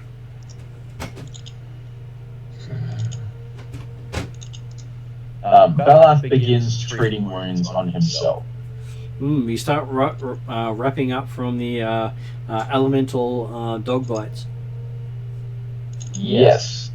Luckily for you, it didn't try to pull you into the earth. Yeah. So Bella, in beginning his surgery, takes a sharp knife and cuts himself where he needs to get access to a wound, and takes 2 damage. Okay. So Belitha assumes that pruning himself is the best course of action. Good news though, it is. Bleeding the patient's a perfectly valid medical technique. Yep. Well, so long as I pass the heal check, which I do, I get an auto critical success now. Oh, okay. I thought you'd actually failed the heal check and that's why you damaged yourself. No. So and yep, so Belaf will begin to heal himself. Well, okay. If Bella's about to be sitting down again for 10 minutes, Corda will be looking around cautiously, think, hang on. We haven't actually secured this area yet, but he will go. He'll be on the lookout to see if there's anything further happening. Looking around, it seems to be an environment designed for earth and water elementals, with the rough-hewn rock and the natural water. Okay. But they don't appear to have been getting fun times together over the last millennia and had a few mud elementals? No, they don't seem to have spawned. You think one of them was too weak? Right. Or was just considered too ugly by the other one? Quite possible. Also helps that they probably can't talk to each other. Hey, that can be the basis of every long-term relationship.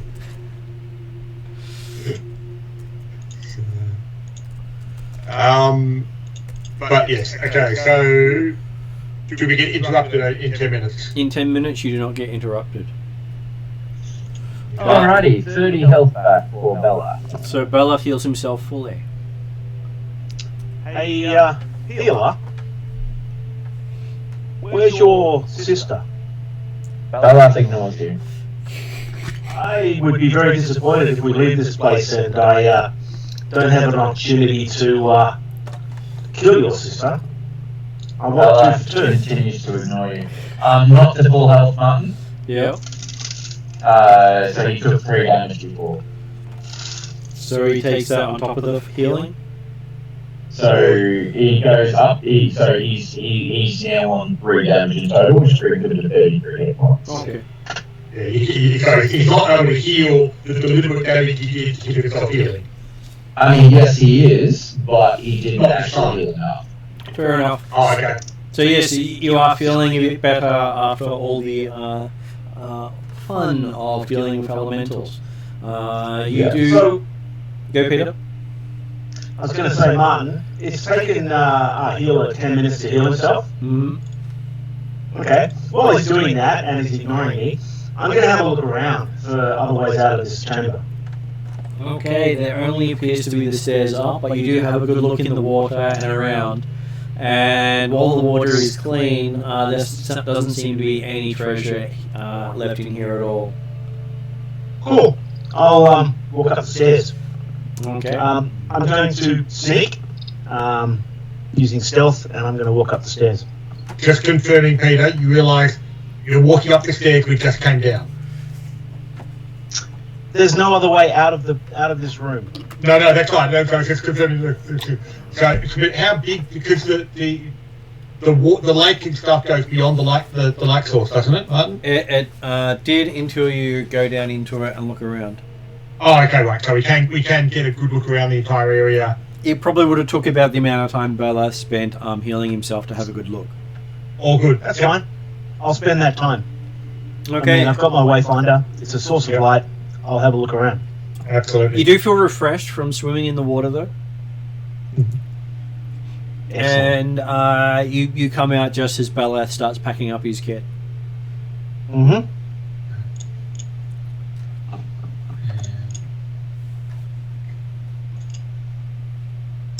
Okay, and basically, yes, in that case then, when people are ready, we will head back up the stairs, I guess.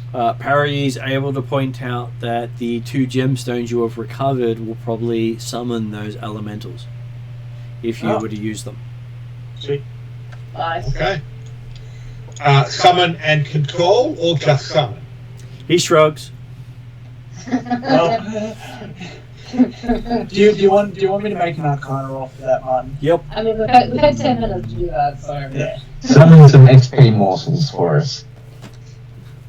Of course, Bayless would say that. Yeah. Mm-hmm. He's too busy going yum yum yum yum yum yum. No, there's no magic involved in his healing. In Bella's feeling that. And he's definitely not praying to anyone, that's for damn sure.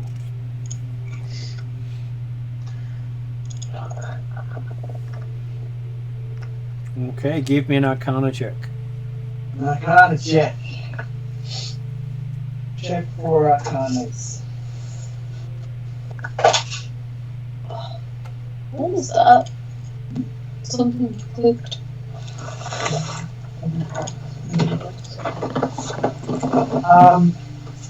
26. So 26, you do recognize them as elemental gems. Normally they would summon a powerful elemental that when you shatter the gemstone and say the name of the elemental, you control it. Oh, okay, cool. So we can control this because say the name of the elemental. Not what it is, its actual name. Oh, its actual name. Yes. So what you're telling us is that yes, it will summon, not control, unless you do some additional research to find out the name of the elemental. Unless we call it Stephen. I'm sure you can call it Stephen and break it, and I'm sure you'll have some control over it attacking you. Mm-hmm. Yeah. The control will be that it'll target you specifically for giving it a name Stephen. Yes. But hey, it will give you XP. But yes, we will head back to the top of the stairs and continue down the corridor a bit, and then I guess look to the corridor on the right and or the straight ahead and confirm whether you can see any differences amongst them. Looking straight ahead and to the left, they appear to both go on for about 40 to 50 feet and then turn the same direction. Okay. I don't know about others, but I'm really tired at the moment. Is this a reasonable place to be looking towards? This is a reasonable place to be stopping for the night. Okay. If other people are happy, but... Yep. Yeah, sure. Just make a few I notes. figure I don't really want to get involved in other combat, that's for sure. Why not?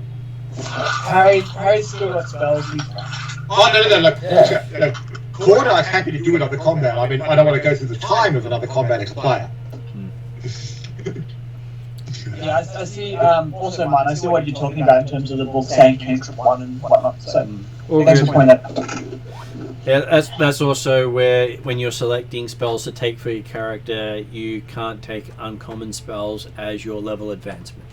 Yeah. Anything that has the word uncommon or rare is something that needs to be purchased or found in-game, not as advancement, because that is part of the basic rules of the game. Easy. Because they are all considered speciality things that you gain from play.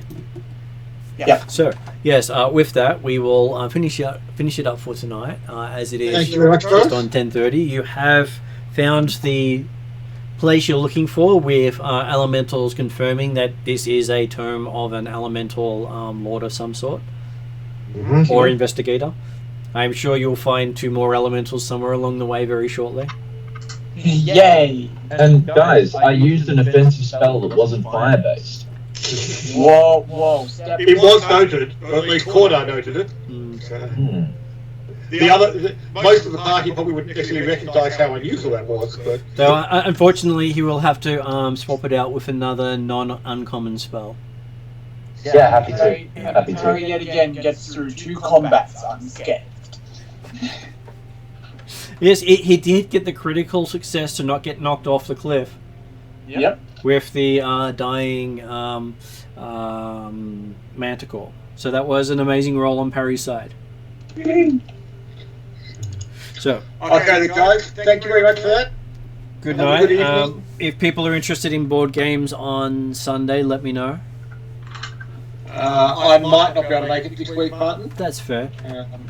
Just because I've got a friend who's coming up to stay with us on Sunday night, so I'm not entirely certain what his time is going to be there, but I think I probably should be hanging around from at least mid-afternoon, early evening for when you might get here. So, All good, just let me know if you're free.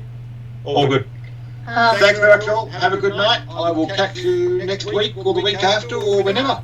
Sounds good. Bye for now. Catch you all. Hey.